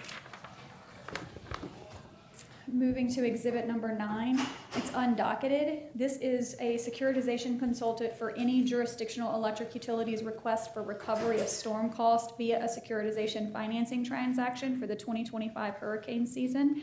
It's a discussion and possible vote to hire a securitization consultant. At the June B&E, the commission directed staff to retain consultants on a standby basis should any jurisdictional utility file a request for storm cost recovery via securitization. Staff issued RFP 2507 and one qualified bid was received from Drexel Hamilton for $150,000 in fees and $0 in expenses for a total budget of $150,000. Staff makes no recommendation as the sole bidder is qualified. Move to accept the bid of Drexel Hamilton. And I'll second that. Moved by Commissioner Scametta, seconded by Chair. Any objection or hearing none is passed. What about the next one? Exhibit number 10 is also undocketed. It is for this, similar to the one we just read. This is a consultant for jurisdictional electric utilities request for recovery of storm costs via securitization. It's a discussion and possible vote to hire an accounting consultant. We issued an RFP and received 2 qualifying bids. The first is Henderson Ridge Consulting of $136,400 in fees and $3,200 in expenses for a total budget not to exceed of $139,600. And the second is United Professionals Company of $148,500 in fees and $1,500 in expenses for a total budget not to exceed of $150,000. Staff makes no recommendation as both bidders are qualified. Chair selects or recommends Henderson Ridge, low bid. Second. Second by Commissioner Lewis. Any objection or discussion? Hearing none, Henderson Ridge has the job. So under exhibit number 11, which is reports, resolutions, discussions, we have already handled the presentation by E.O. Leon on battery storage. There was supposed to be a presentation by LSU and University of Lafayette related to cybersecurity. Do we have anyone from LSU here? Okay, I think we got our wires crossed with our friend. Yes, sir. So if you want to, instead of doing October, since we're out of town, we can invite them back for November, or do you want to handle it in October? Let's talk about scheduling after, please. Also, under reports, resolutions, discussions, it's not on the agenda, but Commissioner Kuson asked Executive Secretary Fry to do a report related to the task force. Good morning, Commissioners, and I'll read from, there was a report filed, so I can kind of give you a little high level on that and go off the memory. But it says, pursuant to Senate Resolution number 195 of the 2025 regular session, the Task Force on Energy Infrastructure and Modernization was established to examine and provide recommendations, including proposed legislation relative to energy, self-generation, industrial microgrids, and the expedited permitting of energy infrastructure projects. I sit on the task force at the request of Chairman Francis. Is also the Secretary of DNR, or DENR, I think as they're called now, and it's about to be something else. Economic Development, DEQ. There's a utility member for the IOU side, co-op side, and industrial user member, and a developer of generation, as well as 2 senators, Senator Mizell and Senator Henskins. It was a relatively small agenda. We talked a little bit about the reorg at Department of Energy and Conservation. But then there was also a section about review of current regulatory environment. So I talked about some of the things we've done at the commission, just at a high level. I mean, I wasn't really prepared because the agenda came out a little late, but it was a little concerning that a lot of the discussions we seem to have were squarely within the commission's jurisdiction and may be re-arguing things the commission has already addressed. And I'll just leave it high level like that. Can I ask you if There was a discussion of integrated resource planning. Yeah, I brought it up in the context of people were talking about, I think Senator Mizell had asked a question about whether anyone had anticipated the amount of new generation that was going to be needed for the data centers. And I talked a little bit about the IRP process and explained, we use acronyms. And I know Foster always says to explain the acronyms. So I did mention that briefly, how the utilities are revamping, revising those. And in fact, CLECO, I think just a little under 2 weeks ago, had just filed a modified IRP to address the potential needs for new generation, partially because of the commission's MCO order, but also because of the potential new load that's coming on. So, in a high level, explaining how that works and why the utilities use it, I did bring that up as part of the a response to a question I think I had.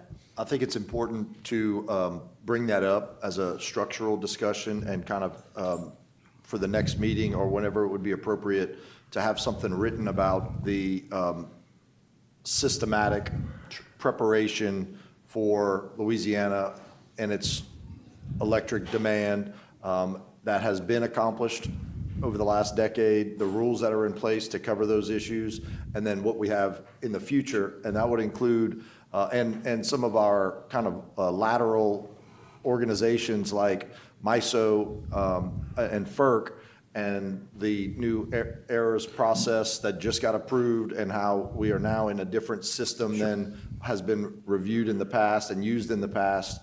I see an article that was written just today about the task force, and it has some, I think, verifiably false statements in it about Louisiana's regulatory structure.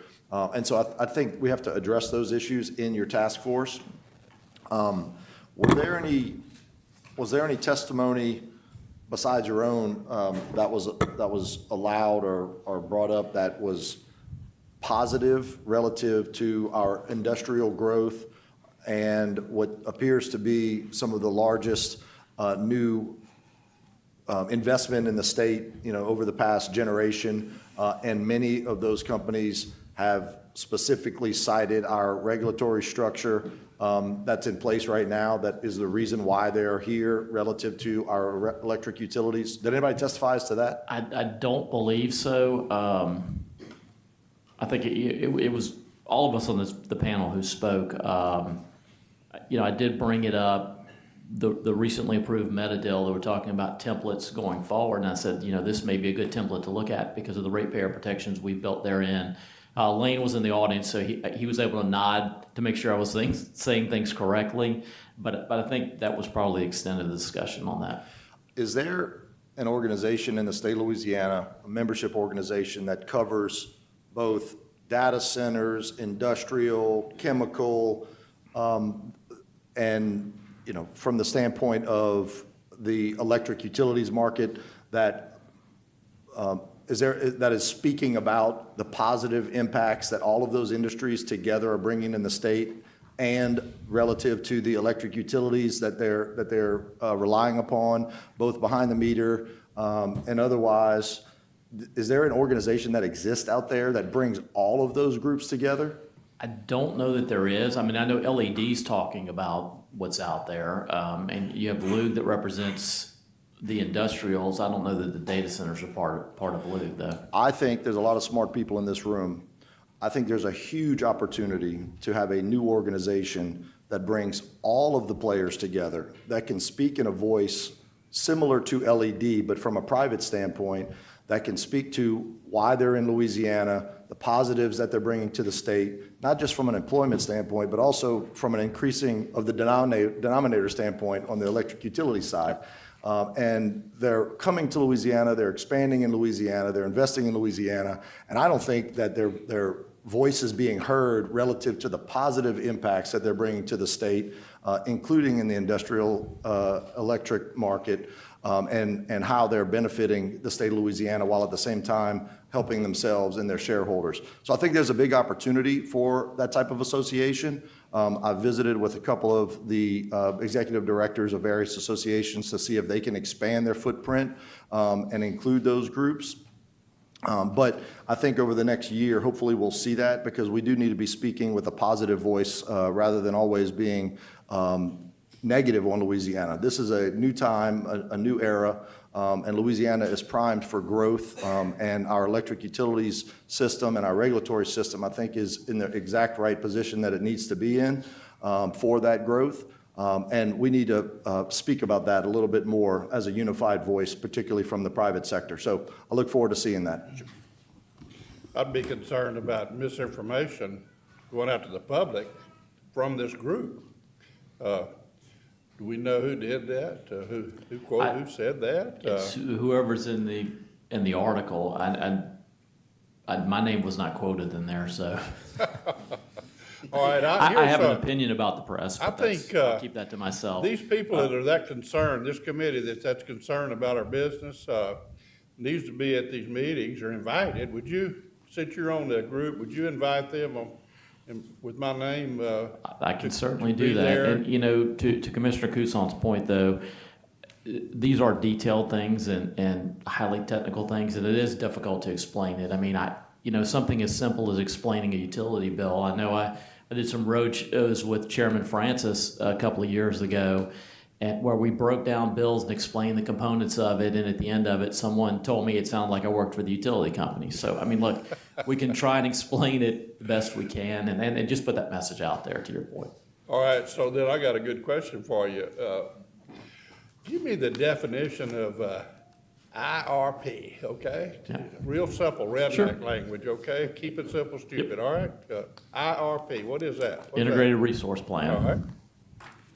And that's basically the utilities, and they used to kind of informally do it, but we formalized the process where they are submitting a plan to us on what their current generation profile is, what their load is, how they see that increasing or decreasing, how they are accounting for. We've asked them to add additional things to the RFP, whether look at new nuclear development or look at offshore wind or other components. I mean, all of that's being plugged in there. It's essentially a forecast for how they need to plan going forward.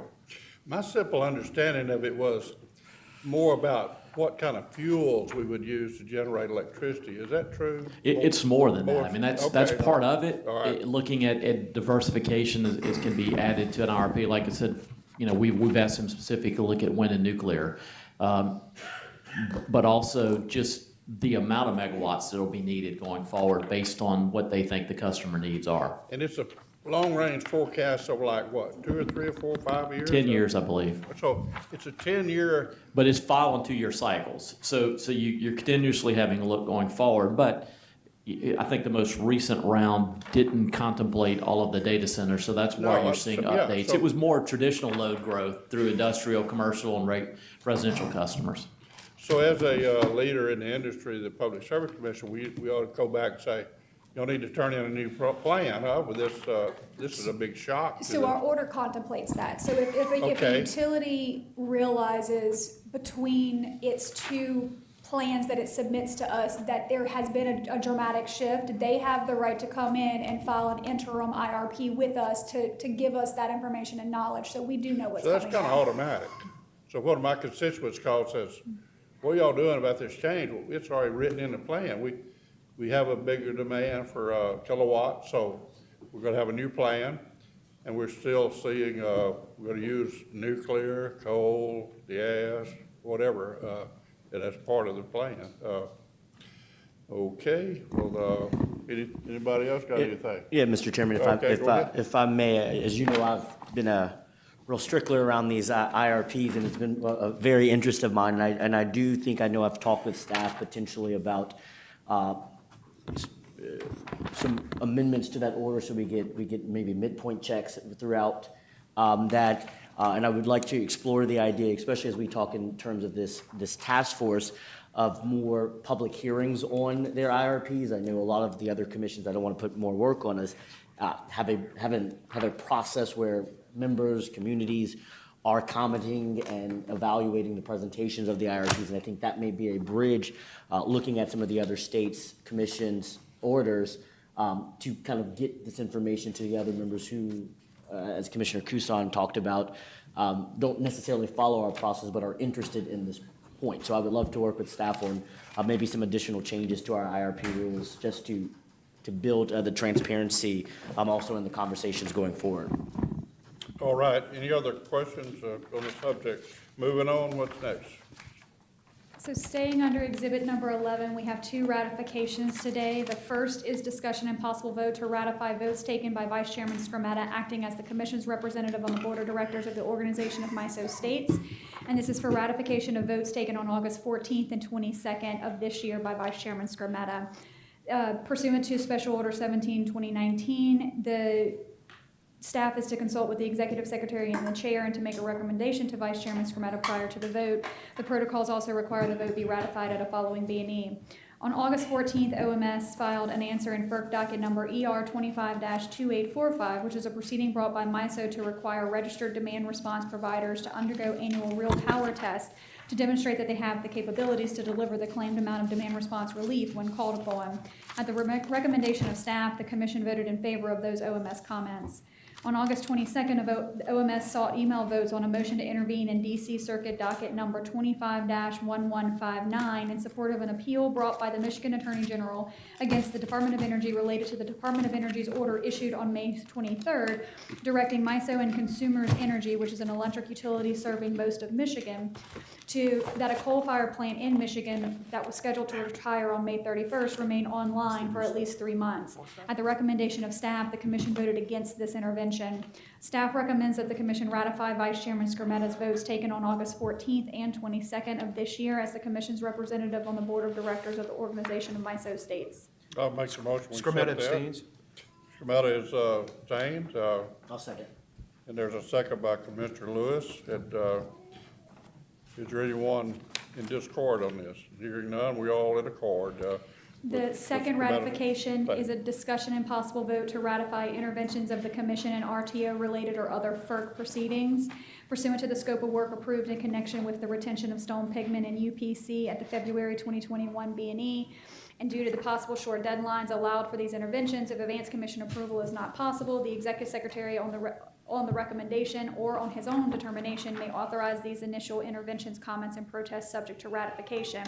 Interventions were filed on the Commission's behalf for the purpose of monitoring issues related to MISO and/or SPP or other FERC proceedings in docket numbers ER 25-3074 and ER 25-3077, and both of these were dockless interventions for monitoring purposes.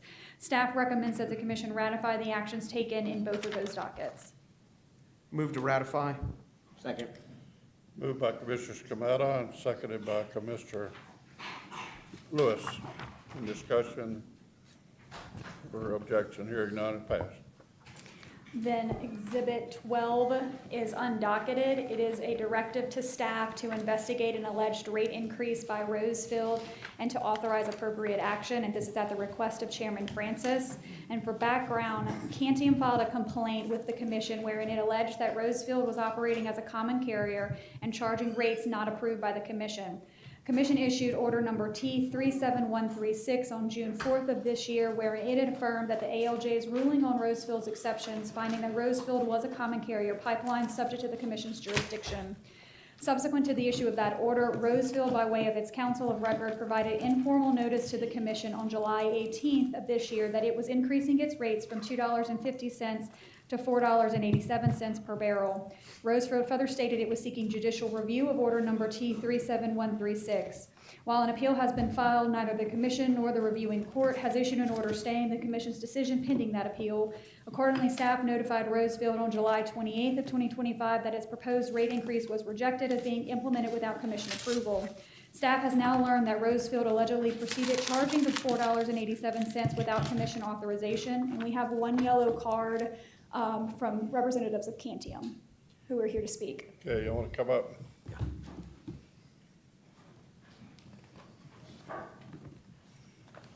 Dylan.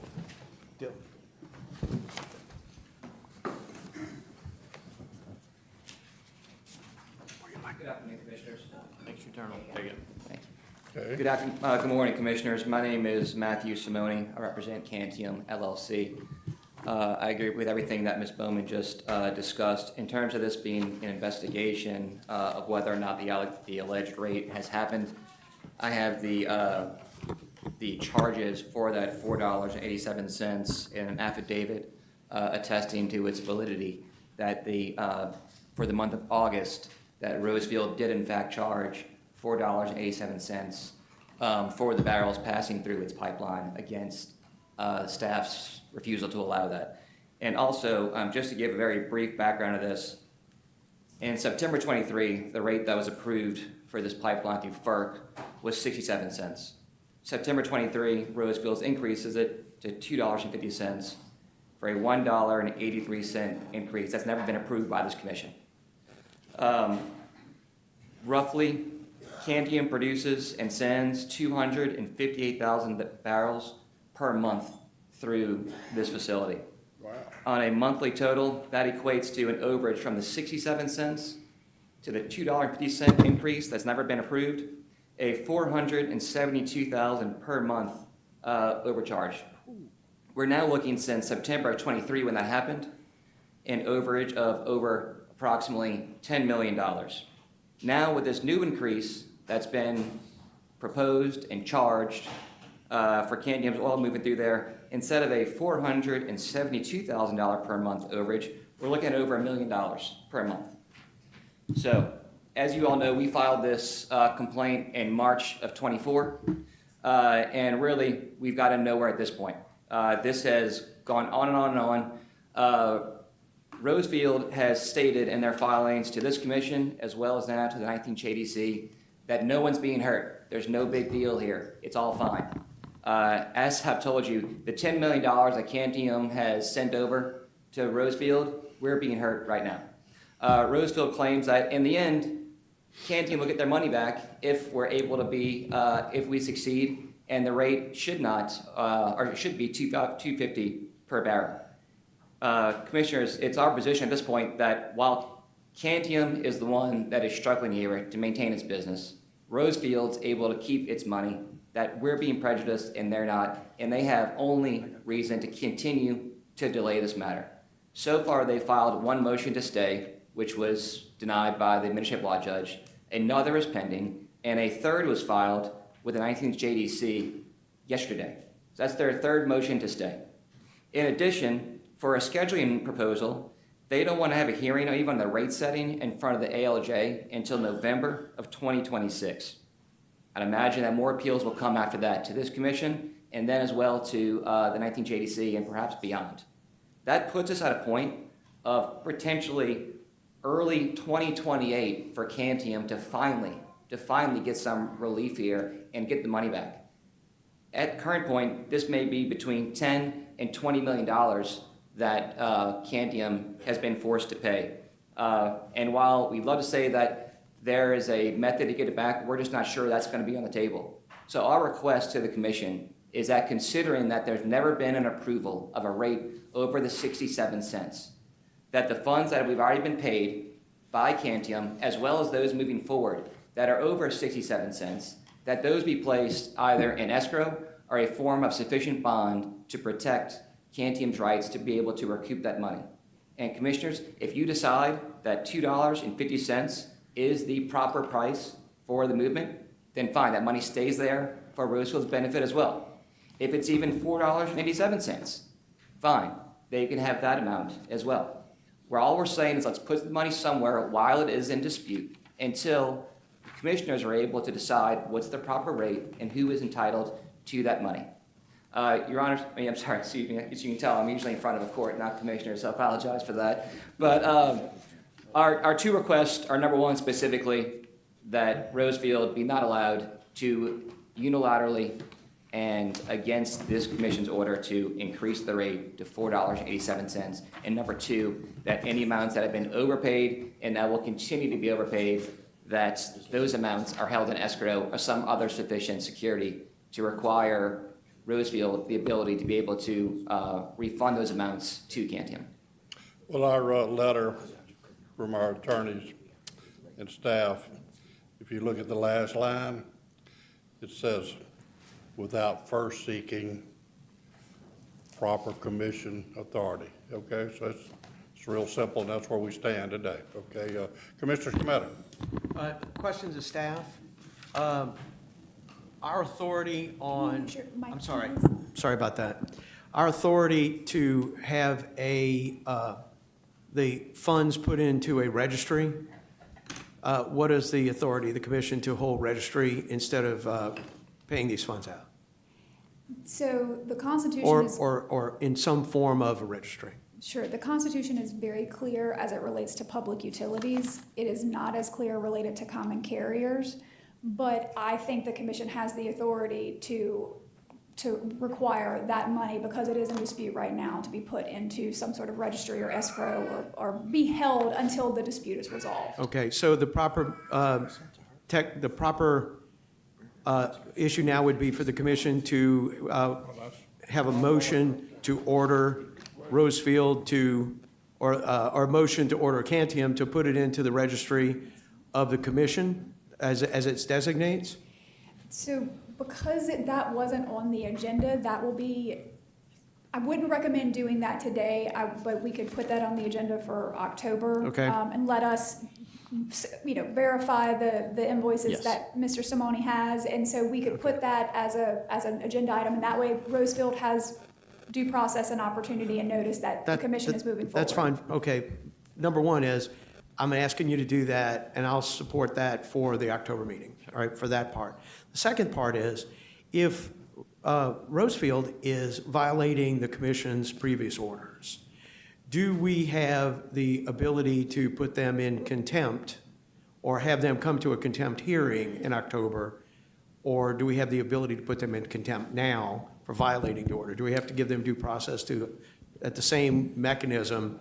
And what are our contempt potential? I know we've had contempt issues in the past that we've had to determine the amount we can assess on contempt. So, can you provide that information now? So, and I think I dealt with some of these when I was in Catherine's role, or maybe even before that. The commission does have the authority to hold people in contempt. It's written both in the statutes, and I think we have it in some orders as well, maybe our rules. We would need to look and see whether that and recommend that to y'all. That's probably more of a discussion for an executive session as to whether we think they are or not in contempt. I don't want to say that right now. But the commission, to your first point, yes, the commission does have contempt authority. Where that's come up in the past and has gone up to the Supreme Court, affirming our ability to hold someone in contempt for violation of the commission order. It was just, and I think in that one instance, we may have fined them more than is allowed. Our court holds someone in contempt, there's a certain amount. There was a running joke about PSE jail. We don't have a jail that we can put someone in for contempt.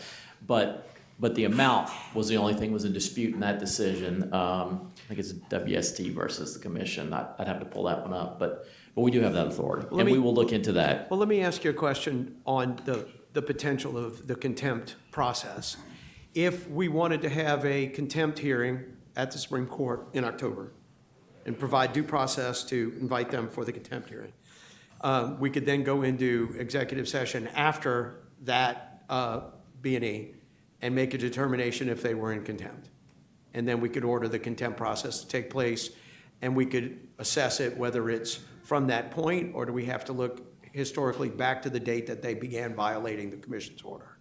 Is it from the moment that we make the determination they're in contempt, or do we look back at the volume of days prior to when they began violating the order? I would have to look in that one more detail and see. All right, so Go we back have and look at the language of the then order we have itself. two elemental processes to look forward to October. One is on contempt, and the other one is on to a registry of the commission, where Cantium would not have to pay the money to Rosefield. They would pay it into the registry until such time as the litigation is made a determination of where it goes. Because obviously, when the commission has told someone, look, this is the rate, now you can't do this, and the next thing they do is quadruple it, I think we have a failure to communicate, I believe is the expression. So I think I would like to have those two things that I'll sponsor for the next meeting. I'm sorry, that's all. I'm finished with my questions. Staff, can you inform me, where do we stand in the 19 GDC? I know the appeal has been filed. Just where are we, Sure. where are we at So- in the process? So an appeal has been filed. We have answered. Cantium has filed a motion to intervene. And then just yesterday, Rosefield filed a motion to stay the commission's proceeding and have a hearing in front of the 19th. But it was just filed yesterday. Obviously, staff will respond to that. I'm sure Cantium will also respond to that. So I can keep you guys updated as that procedure gets set. Okay, thank you. I just wanted to know where we were in the process. Okay, is there any other question or discussion? Hearing none, I guess we're done with this issue. We will entertain a motion to adjourn. Well, we'll entertain a motion to adjourn. Anybody want to do that? Motion to adjourn. Motion to adjourn and second. Adjourn. It's finished.